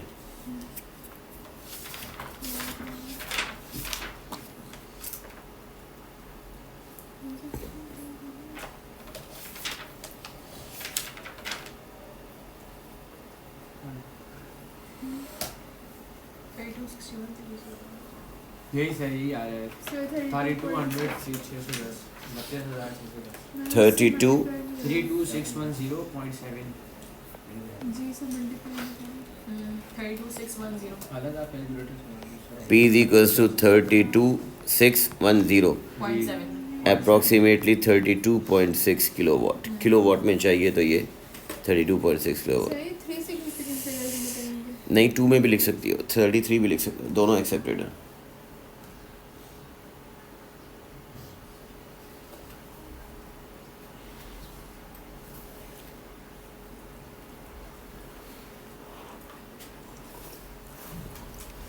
अब देखें कह रहा है, state 2 reason why the rate of change of potential of the lorry equals to the power calculated in B.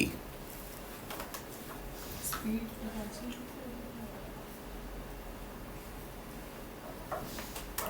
Work done near reduce air resistance As the speed is constant,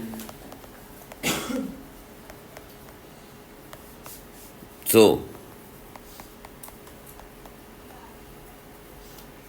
no change in kinetic energy. So there is only potential energy.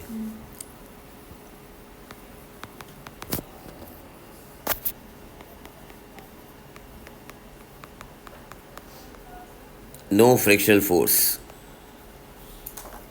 and air resistance. So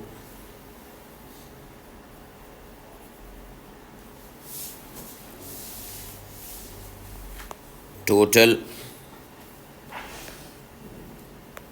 rate of power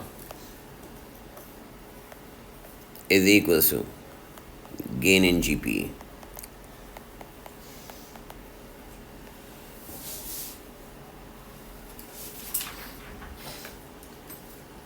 हम कहते हैं input is equals to output plus loss. Loss तो है ही नहीं, ऐसे force ignore है. तो जो इनपुट पावर इन कार का इंजन लगा रहा है वही आउटपुट हाईएस्ट पॉइंट पर पहुंच कर होगी. समझ आ रही बात, क्योंकि उसमें रेजिस्टिव फोर्स है नहीं. तो इसलिए आप कहेंगे सिर्फ total rate of power. Rate of power का मतलब पावर अपॉन टाइम, वो एनर्जी के बराबर है. नेक्स्ट, ये स्प्रिंग वाले जो क्वेश्चन आएंगे बीच बीच में थोड़ा सा उसको स्किप कर देना, क्योंकि वो अगले टॉपिक इलास्टिक पोटेंशियल एनर्जी से कनेक्टेड है. क्वेश्चन 14 आ जाए.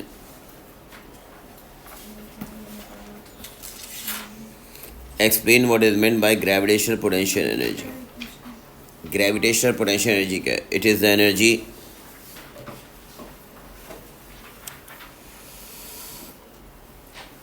ड्यू टू द पोजीशन और gravitational field.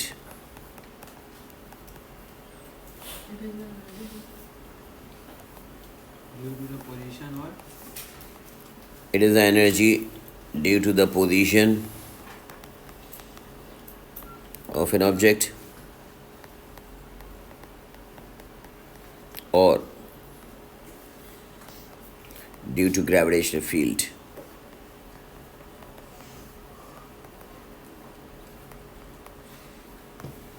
Kinetic energy, it is the energy due to the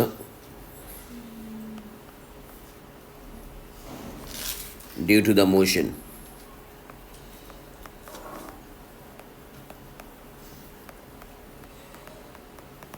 of an object.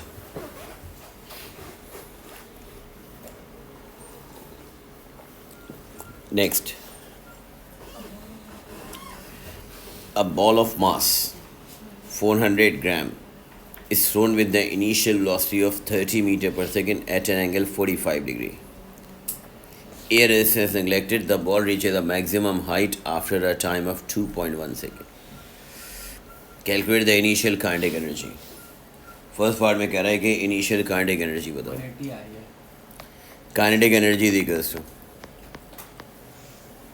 Half mv². Mass को केजी में याद रखना करने के लिए, वरना गलत हो जाएगा. और 30 का स्क्वायर. 400 ग्राम को मैंने शुरू में ही 1000 से डिवाइड कर लिया तो ये 0.4 kg आ गया. 180. That is 180 joules.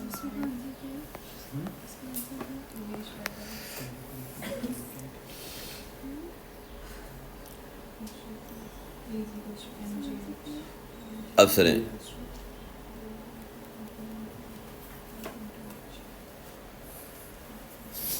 The maximum height reached. अब वो आपसे कह रहा है मैक्सिमम हाइट रीच बताओ. जीपी का फॉर्मूला है 30 sin 45 से पहले वर्टिकल कंपोनेंट vertical component निकालेगा. वर्टिकल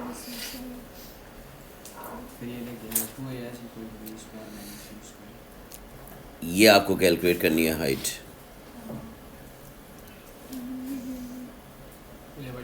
अब मुझे बताओ, ये प्रोजेक्टाइल मोशन तो पढ़ चुके हो, ये vertical component of the velocity. 30 into sin 45. Initial vertical component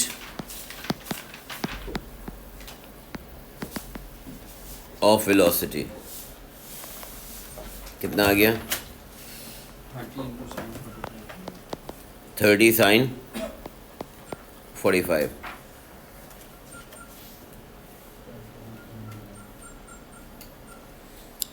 vertical component निकाला है, साइन कंपोनेंट होता है 21.2 आ रही है ये वाली जी 21.2। ये इनिशियल वेलोसिटी ऊपर जा रहा है, तो इनिशियल वर्टिकल वेलोसिटी 21.2 आ गई। हाईएस्ट पॉइंट पर जाकर फाइनल क्या हो जाएगा? ज़ीरो। और अपवर्ड जाते हुए एक्सेलरेशन क्या होगा? -9.81, क्योंकि एयर रेजिस्टेंस इग्नोर है। करें सॉल्व। सर वो फॉर्मूला लगेगा ना, S is equals to UT plus 2AS is equals to V square minus U square. इसमें टाइम भी तो दिया होगा। वर्टिकल के लिए टाइम लगा लो, वो वाला लगा लो, एक ही बात है। मैंने ये UY निकाल लिया, मुझे वाई पता है, VY 0 है इसका। 21.2 का स्क्वायर करें, 2 माइनस 9.81 करो और S यानी कि ये H आ जाए। कितना आ रहा है? 22.9। 22.9। आप कोई और फॉर्मूला भी लगा सकते हैं, उससे कोई फर्क नहीं पड़ता। अगले पार्ट में MGH पूछ रहा है भाई, क्वेश्चन को तो पढ़ो पूरा।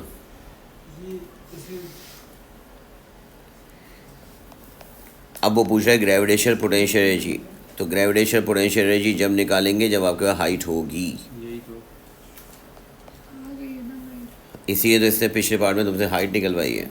मास है 0.4 multiply by 9.81 multiply by height तुमने कैलकुलेट की है 22.9। 90 joules। क्या बोल रहे हो? 89.8 भी लिख सकते हैं या 89 लिख सकते हैं, एक ही बात है। सर जो हाईएस्ट पॉइंट पे स्पीड होगी वो सिर्फ इसका हॉरिजॉन्टल कंपोनेंट होगा ना, हाईएस्ट पॉइंट मतलब एच पे। बात नहीं करो भाई, हेलो। तो वो काइनेटिक एनर्जी के लिए भी यूज करना। अब kinetic energy eight maximum height निकालने के दो मेथड हैं। एक तो मेथड ये है जो कह रही है, इसने कहा कि हॉरिजॉन्टल स्पीड निकाली तुमने, हाँ जी हॉरिजॉन्टल डिस्टेंस का है,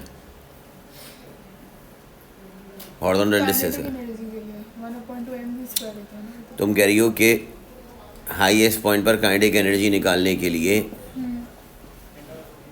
इस हाईएस्ट पॉइंट की वेलोसिटी निकालनी पड़ेगी, जो कि और इस हाईएस्ट पॉइंट की वेलोसिटी इनिशियल हॉरिजॉन्टल वेलोसिटी होगी। नहीं वो होगी ना, सही है। हॉरिजॉन्टल कंपोनेंट होगा। इनिशियल हॉरिजॉन्टल वेलोसिटी का कंपोनेंट। एक मेथड ये है, मैं दो मेथड बताता हूँ समझना। एक मेथड ये है कि आप इनिशियली UX निकाल लें, जो कि U cos थीटा है। करना ज़रा कितना आ रहा है? U है 30 इंटू 45। 21.21 30 इंटू कॉस कितना है? कॉस 21.245 सब तो करो, 30 इंटू कॉस 45, यह आ गया 21.2। 90 आ गया। और काइनेटिक एनर्जी का फॉर्मूला अब लगा दो, हाफ mv²। मास में 0.4 रखो और 21.2 का स्क्वायर। करना कितना है? 90। अब सुने,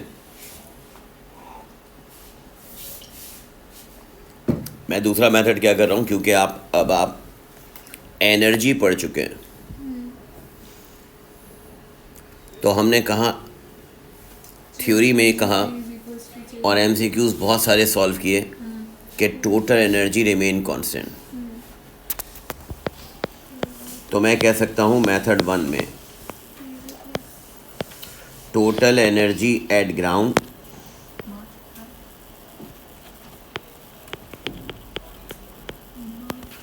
equals to total energy at top.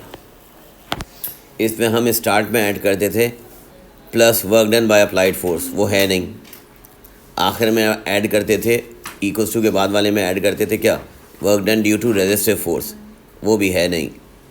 तो total energy at the start क्या है, काइनेटिक एनर्जी। काइनेटिक एनर्जी और फिर वो जीपी में सेव होगी। ये सपोज करो स्टार्ट है और ये स्टार्ट है। अब मुझे बताओ अगर ये पॉइंट स्टार्टिंग का ए है और टॉप पे बी है, समझ रहे हो क्या कह रहा हूँ। तो फिर टेल मी वन थिंग कि स्टार्ट में काइनेटिक एनर्जी तुमने कैलकुलेट करी थी कितनी है, 180। 180 मगर ग्राउंड पे ग्रेविटेशनल पोटेंशियल जी क्या है, 0 0 इक्वल्स टू टॉप पर काइनेटिक एनर्जी एट बी तुम्हें निकालनी है और टॉप पर gravitational potential energy at B तुमने निकाली हुई है।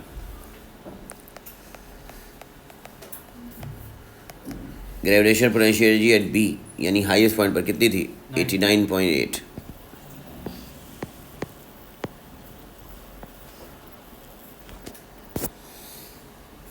अब मुझे बताएं जब 89.8 को सिर्फ ले जाके माइनस करोगे तो आंसर वही आएगा, -89.8 इज इक्वल्स टू के E at B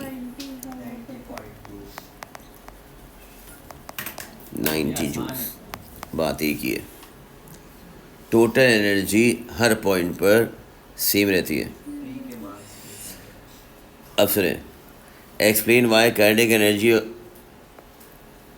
of the ball at maximum height is not 0 Because the horizontal component of velocity is not zero. because से स्टार्ट नहीं करना, बस horizontal component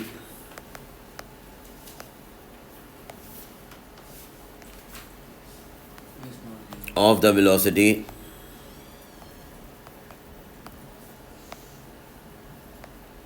remains constant at every point।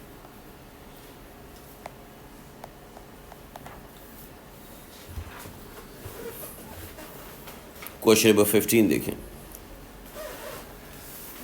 What is meant by work done.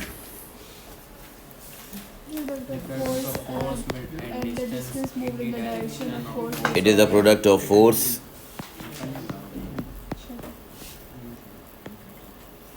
and distance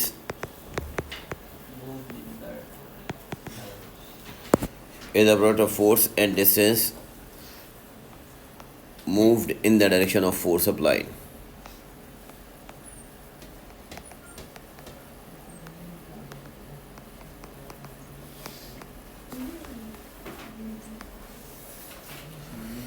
अब सुनो,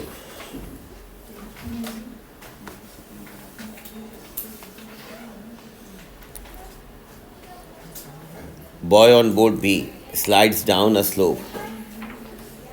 The angle of the slope is horizontal 30 degree. The total resistive force is constant. Okay. Resistive force constant है।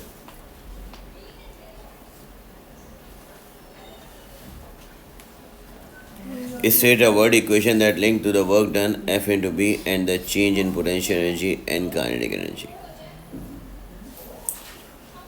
वो कह रहा है point B पर state a word equation that links the work done by the force F on B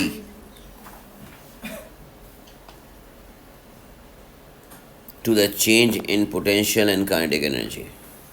बताएं क्या लिखेंगे। Decrease in gravitational potential energy. Start कहाँ से करोगे? Work done equals to kinetic energy plus GP is equal to work done plus work done equals friction, to work done plus friction. work done equals to GP minus kinetic Q। energy. नीचे आ गई ना, ये Q है kinetic object नीचे आ रहा है gravitational energy तो gravitation potential जी क्या होगी, decrease कम हो रही है ना, कम होगी, और नीचे आते हुए स्पीड बढ़ रही है। kinetic energy बढ़ रही है। तो लिखिएगा work done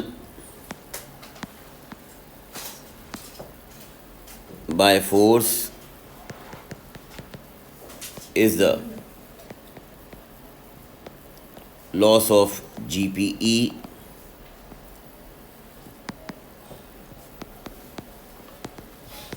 and the gain in kinetic energy. नहीं तो फ्रिक्शन का बोल रहा है ना, work done by friction. Friction में तो फिर हाँ बोल रहा हूँ। यही तो बात होगी।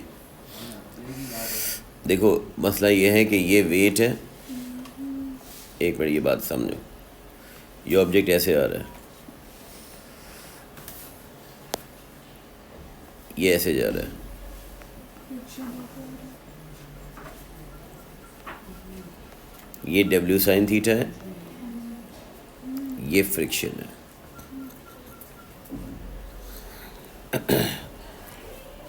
जो ऑब्जेक्ट नीचे आ रहा है उसकी एक्सेलरेशन A है।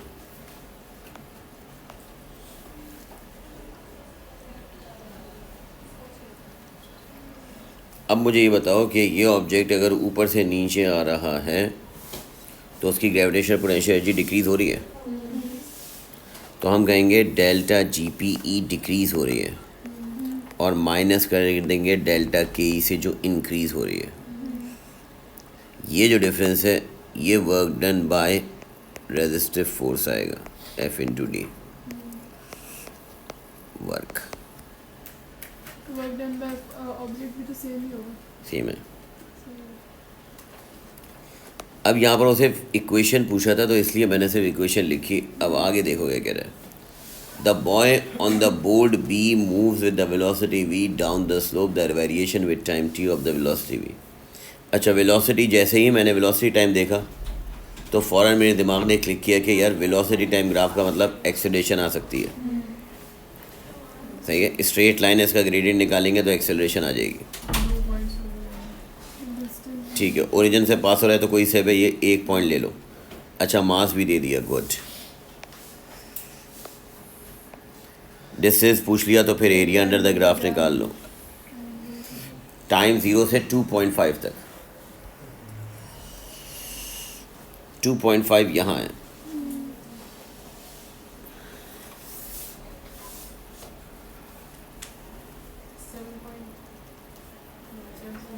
ये तकरीबन 7.4।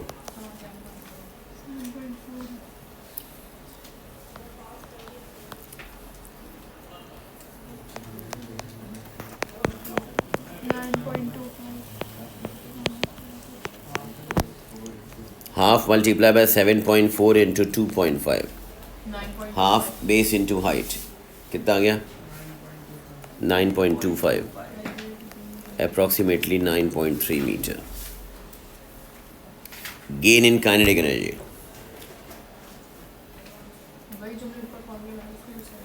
अब ऑब्जेक्ट जब नीचे आ रहा है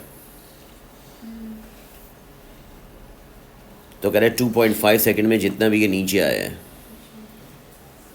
उसका गेन इन काइनेटिक एनर्जी निकालें। गेन इन काइनेटिक एनर्जी का मतलब होता है बेटा डेल्टा KE, और डेल्टा KE का मतलब होता है हाफ mv² माइनस u²। मास तुम्हें दिया हुआ है 75, 9.2 के बाद फाइनल स्पीड है 74, इनिशियल है 0। 7.4 का स्क्वायर करो माइनस 0 का स्क्वायर करो,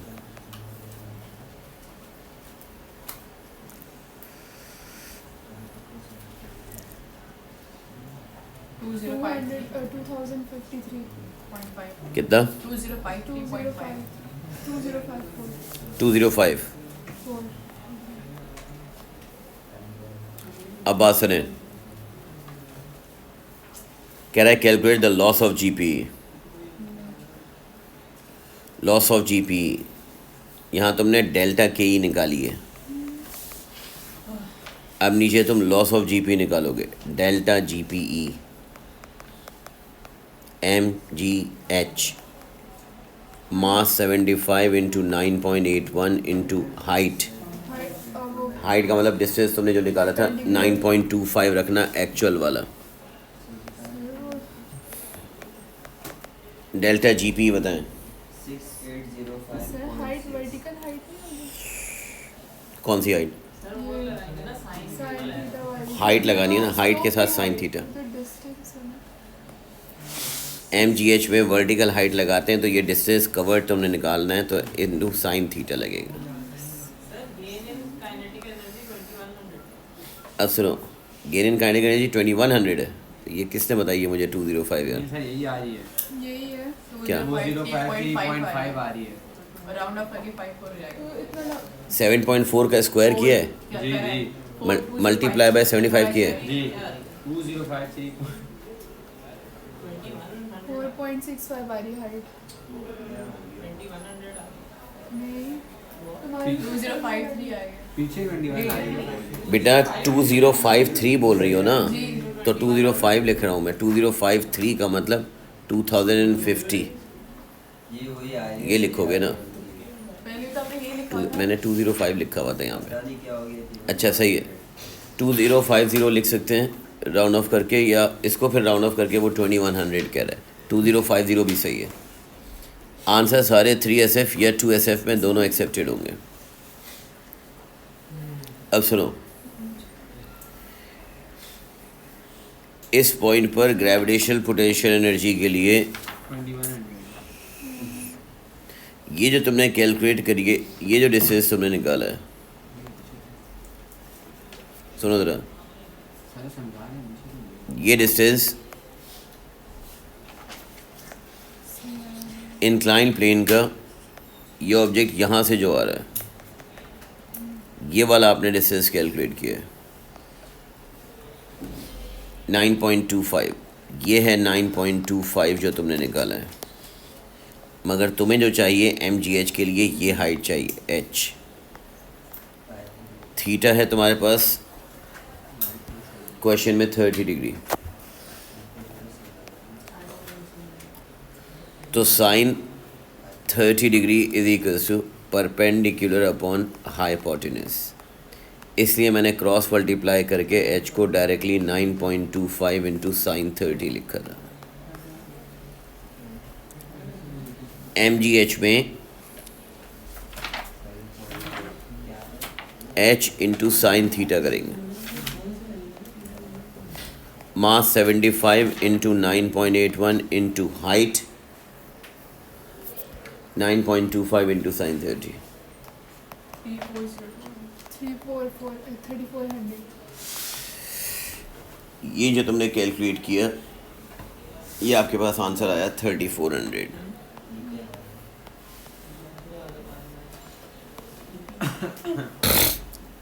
अब सुनो, वो तुमसे कह रहा है रेजिस्टिव फोर्स निकालो। अब मैं एक चीज़ बता रहा हूँ यहाँ पर, इसको बहुत अच्छे से दिमाग में डाल लें, इसको बहुत थॉरली समझ लें जो मैं कह रहा हूँ। एक पॉइंट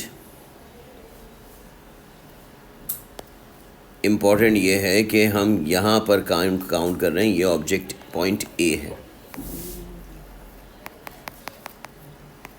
और ये ऑब्जेक्ट B है। हम कह रहे हैं ऑब्जेक्ट A से B आया। अच्छा, इस क्वेश्चन में देख लो कि यहाँ पर इस ऑब्जेक्ट B पर क्वेश्चन में उसने खुद शुरू में ही कहा था कि object slide down the slow, यानी पर इसको पीछे से कोई एक्सटर्नल फोर्स नहीं लग रही, वो स्लाइड डाउन हो रहा है, ग्रेविटेशनल फोर्स कहते हैं, खुद नीचे आ रहा है, यानी सवाल में कोई एक्सटर्नल फोर्स नहीं है।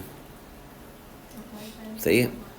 अब सुने, मैं इसको सॉल्व कैसे कर रहा हूँ, और कोशिश करें ज़्यादातर क्वेश्चंस को हॉरिजॉन्टल कंपोनेंट और वर्टिकल कंपोनेंट निकालने के बजाय इसी मेथड से सॉल्व करो जो बता रहा हूँ, तो ज़्यादातर प्रॉब्लम सॉल्व हो जाएगी। वरना इनिशियल क्या होगा, फाइनल क्या होगा, इसी में कंफ्यूज होते रहोगे।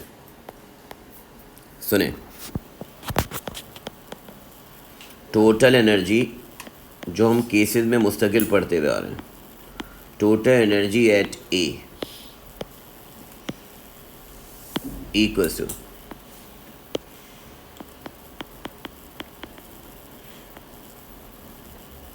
total energy at B plus work done due to resistive force.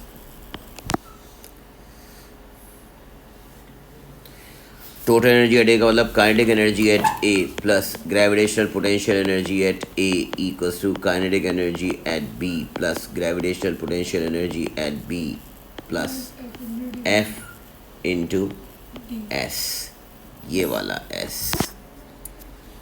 जिस डिस्टेंस पर ऑब्जेक्ट मूव कर रहा है उसी फ्रिक्शन उसी का लेंगे, तो फिर डिस्टेंस भी वही वाला लेंगे।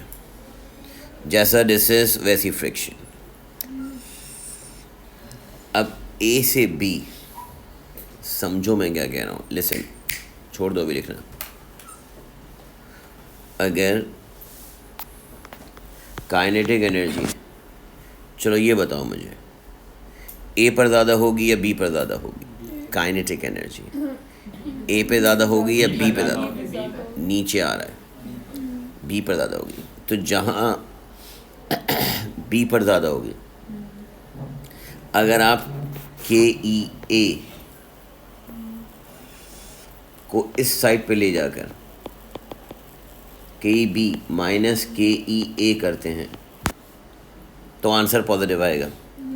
और अगर के ई ए माइनस के ई बी करते हैं तो आंसर नेगेटिव आएगा। इक्वेशन में लिख रहा हूँ, ध्यान रखना मैं क्या लिख रहा हूँ। ये बात समझ में आई या नहीं?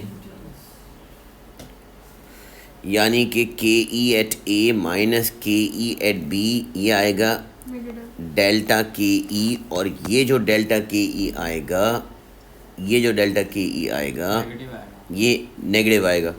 और ये डेल्टा के ई आपने निकाला हुआ है कितना? 2053। तो अगर 2053, समझना मैं क्या कह रहा हूँ, अगर 2053 इक्वेशन के लेफ़्ट साइड पर लिखते हो जहाँ मैं लिख रहा हूँ, तो मैं लिखूँगा -2053। सही, हम अज्यूम करें कि ए पे 0 है करने के लिए।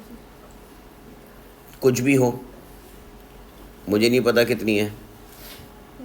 काइनेटिक एनर्जी ए पर 1000 है, बी पर 4000 है, तुम्हें तो चेंज मालूम है। अब ए और बी पे अलग अलग है ही नहीं तुम्हारे पास, तुम्हारे पास चेंज है।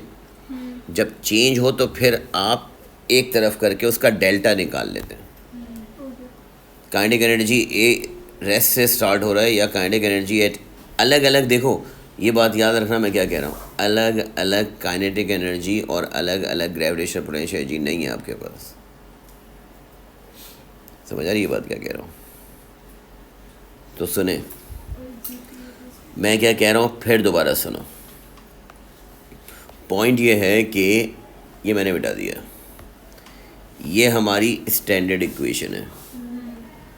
ये इक्वेशन जब अप्लाई होती है, सुने ज़रा इस जुमले को और से, ये इक्वेशन जब अप्लाई होती है जब स्टार्टिंग की और एंडिंग की अलग अलग काइनेटिक एनर्जीज़ और अलग अलग ग्रेविटेशनल पोटेंशियल एनर्जीज़ दी हुई हों। यहाँ पर प्रॉब्लम ये है कि हमारे पास काइनेटिक एनर्जीज़ और पोटेंशियल एनर्जीज़ नहीं दी हुई, बल्कि चेंज दिया हुआ है।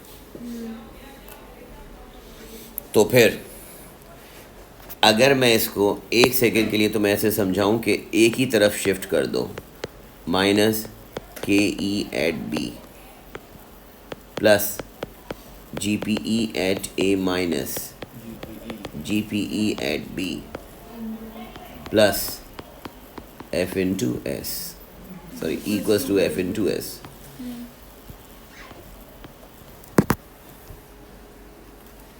अब ये डेल्टा के ई तुमने निकाला हुआ है क्वेश्चन में, प्लस ये भी निकाला है। डेल्टा जी पी ई तुमने निकाला हुआ है क्वेश्चन में।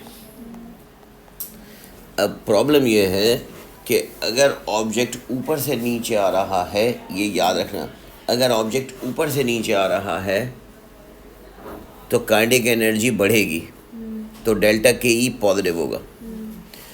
और इसी तरह से जी पी ई कम होगी, जब ऑब्जेक्ट नीचे आ रहा है तो जी पी ई कम होगी, तो काइनेटिक एनर्जी कम होगी, तो इसका मतलब है नेगेटिव में आएगी। अच्छा, इसका उल्टा होता, अगर ऑब्जेक्ट ऊपर जा रहा होता, बॉल को ऊपर की तरफ स्लोप पर थ्रो कर दो, तो स्लोप पर बॉल को अगर थ्रो करोगे तो के ई कम होती जा रही है, कम होती जा रही है, तो वो लॉस ऑफ जी पी के ई कहलाएगी। काइनेटिक एनर्जी कम हो रही है और जी पी बढ़ रही है।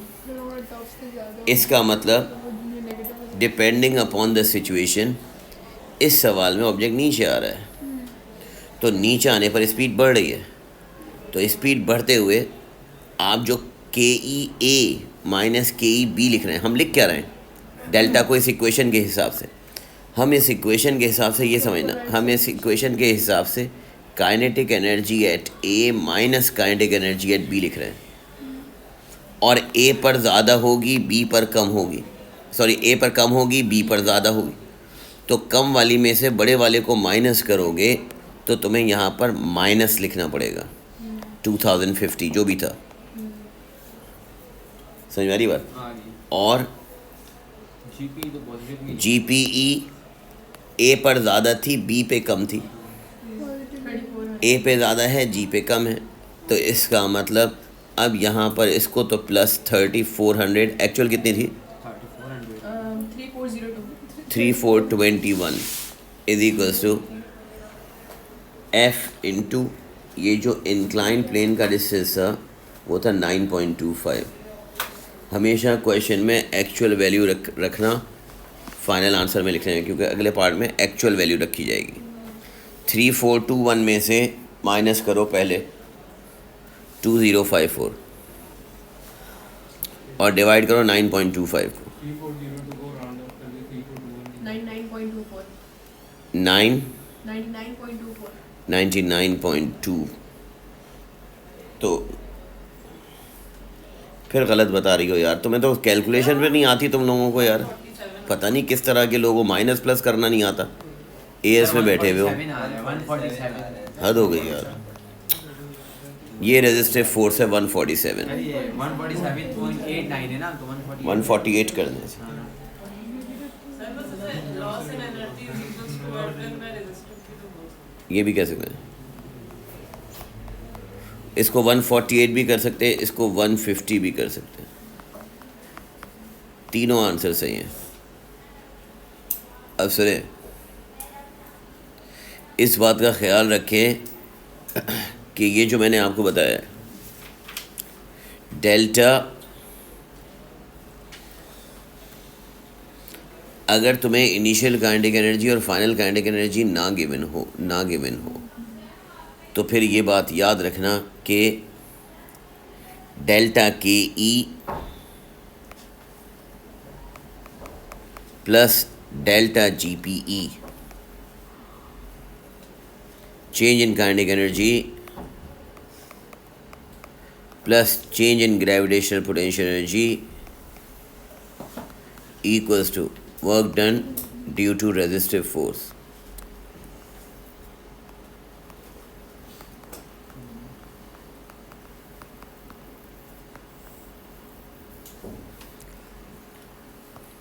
और डिपेंड करेगा कि अब इस जब डेल्टा वाला फॉर्मूला याद रखोगे ना तो फिर ये ध्यान में रखना, वरना पूरी कैलकुलेशन ज़ाया हो जाएगी कि क्या चीज़ बढ़ रही है उसके साथ पॉजिटिव साइन आएगा और क्या चीज़ कम हो रही है उसके साथ नेगेटिव साइन आएगा, वरना गलत हो जाएगा।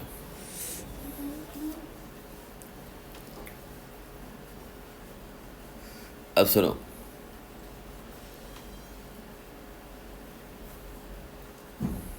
सीखने वाला सवाल। क्वेश्चन नंबर सर 17 देखें। सर डिफाइन पावर अब बाद में कर लेना, अभी पहले देखो। Define power, it is the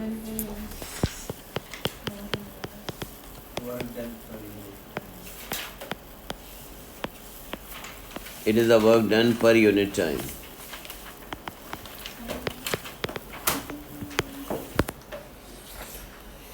Figure 3.1 show the car traveling at a constant speed 22 meter per second on a horizontal road. The car has a mass of 1500 kg, a resistive force is 1200 Newton, force to produce the acceleration.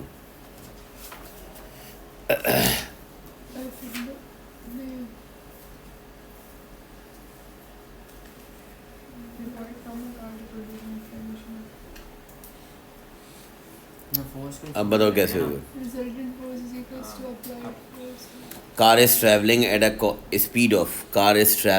a speed of 22 meter per second on a horizontal road.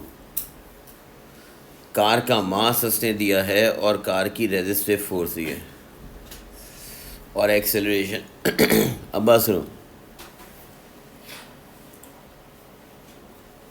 Net force का formula क्या है? MA net force equals to applied force minus opposing minus opposing force, ये basic formula है।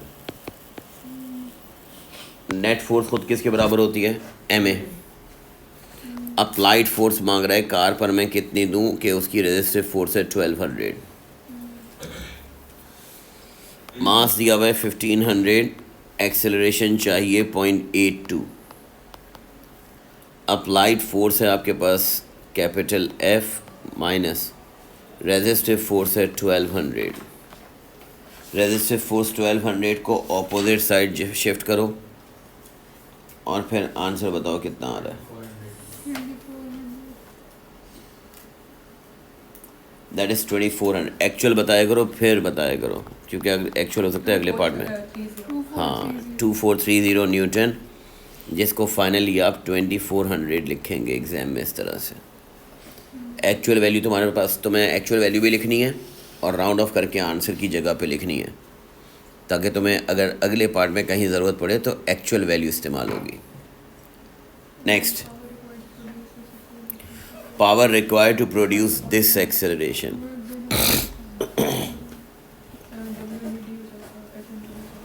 अब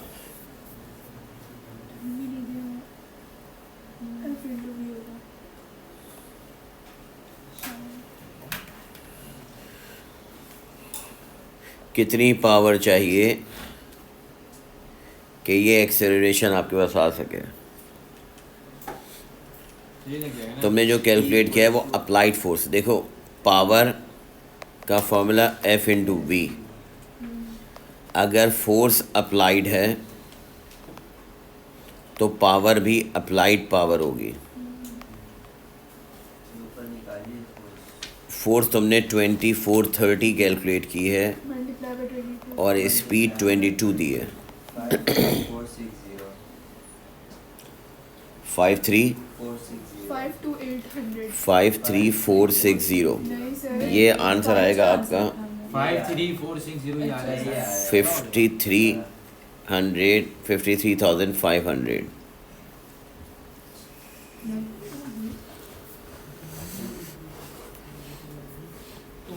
मैं एक चीज़ बता चुका हूँ और बार बार वही गलती हो रही है कि प्रीवियस पार्ट का एक्चुअल वैल्यू नहीं, प्रीवियस पार्ट की राउंड ऑफ वैल्यू नहीं, एक्चुअल लेनी है। सर आंसर तो सेम आता है। The resistive force on the car is proportion to V square. अब सुने क्या कह रहा है वो आपसे, अगला पार्ट पढ़े ज़रा।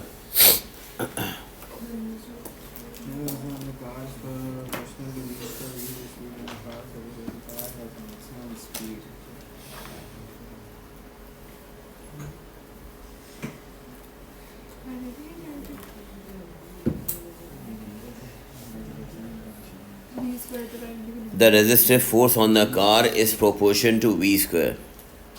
उससे ये बता दिया तुम्हें। Resistive force on the car is proportion to V square. V is the speed of the car. Why the car has the maximum speed?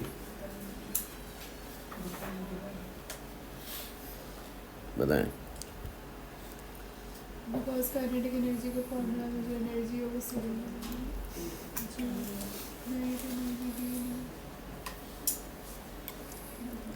वो कह रहे हैं रेजिस्टिव फोर्स V स्क्वायर के प्रोपोर्शन है।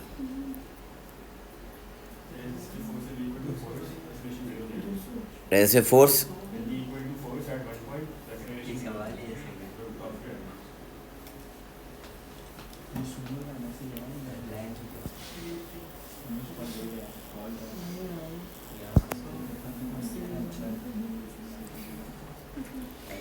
वो आपसे कह रहे हैं कि resistive force on the car is proportion to V square where V is the speed of the car suggest why the car has the maximum speed at maximum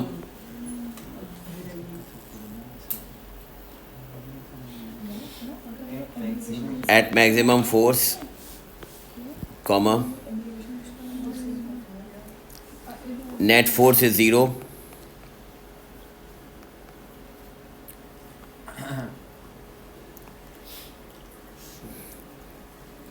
so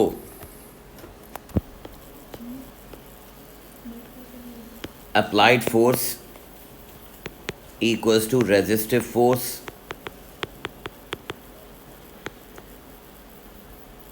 and at that point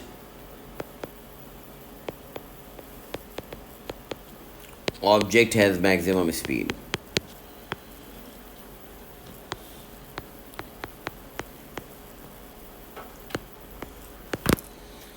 याद करें terminal velocity का topic. Terminal velocity में आप कहते थे कि air resistance बढ़ते बढ़ते बढ़ते रिजल्टेंट फोर्स कम हो रही है कम हो रही है कम हो रही है, और एक वो पॉइंट आया जब रिजल्टेंट फोर्स ज़ीरो हो गई। एक वो पॉइंट आ गया जिस वक्त रिजल्टेंट फोर्स ज़ीरो हो गई। तो जिस पॉइंट पर रिजल्टेंट फोर्स या नेट फोर्स ज़ीरो हो जाए तो इसका मतलब अप्लाइड और ऑपोजिंग बराबर है। और रेजिस्टिव फोर्स को ख़ुद उसने स्पीड का स्क्वायर कह दिया था, अब वो कांस्टेंट हो गई। रेजिस्टिव फोर्स अप्लाइड फोर्स के कांस्टेंट हो गई। जब मैं कह रहा हूँ applied force equals to resistive force और आप कह रहे हैं रेजिस्टिव फोर्स खुद वी स्क्वायर है, तो इसका मतलब है वो कांस्टेंट वी स्क्वायर वाला फैक्टर कांस्टेंट ही रहेगा। तो इसका मतलब वो स्पीड मैक्सिमम स्पीड कहलाएगी। टर्मिनल वेलोसिटी में भी ऑब्जेक्ट की स्पीड मैक्सिमम होने के बाद कांस्टेंट हो जाती थी जब तक कि पैराशूट ओपन ना हो। ये वही कॉन्सेप्ट वही है, मगर सिर्फ इससे थोड़ा सा ये घुमा दिया कि उसने कहा रेजिस्टिव फोर्स वी स्क्वायर के बराबर है। मैक्सिमम या सिर्फ तो मैक्सिमम ही होगी ना वो। मैक्सिमम स्पीड है ना, तो मैक्सिमम स्पीड तो अच्छा। मैक्सिमम स्पीड जो भी स्पीड होगी वो मैक्सिमम ही तो होगी बेटा। जो आपका ग्राफ था टर्मिनल वेलोसिटी का,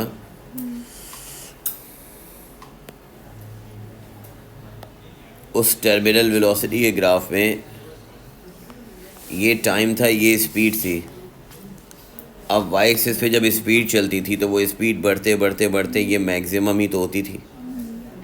इस पॉइंट पर नेट फोर्स जीरो हो जाती थी। नेट फोर्स ज़ीरो है और अप्लाइड अपोजिंग के बराबर है। ये वही कॉन्सेप्ट है, सिर्फ उसने यहाँ पर ये कहा है कि अपोजिंग फोर्स वी स्क्वायर का प्रोपोर्शन कांस्टेंट है बस। कांस्टेंट है, बस ये कह रहे हैं। क्वेश्चन नंबर 18 स्प्रिंग का है। स्प्रिंग के क्वेश्चन को छोड़ दें, स्प्रिंग के क्वेश्चन आपके पास नेक्स्ट टॉपिक में आ जाएंगे। ये भी स्प्रिंग है। Question number 19 elastic potential energy. अब काइनेटिक एनर्जी के मोस्टली क्वेश्चन आपको इंशाल्लाह स्प्रिंग से रिलेटेड मिलेंगे।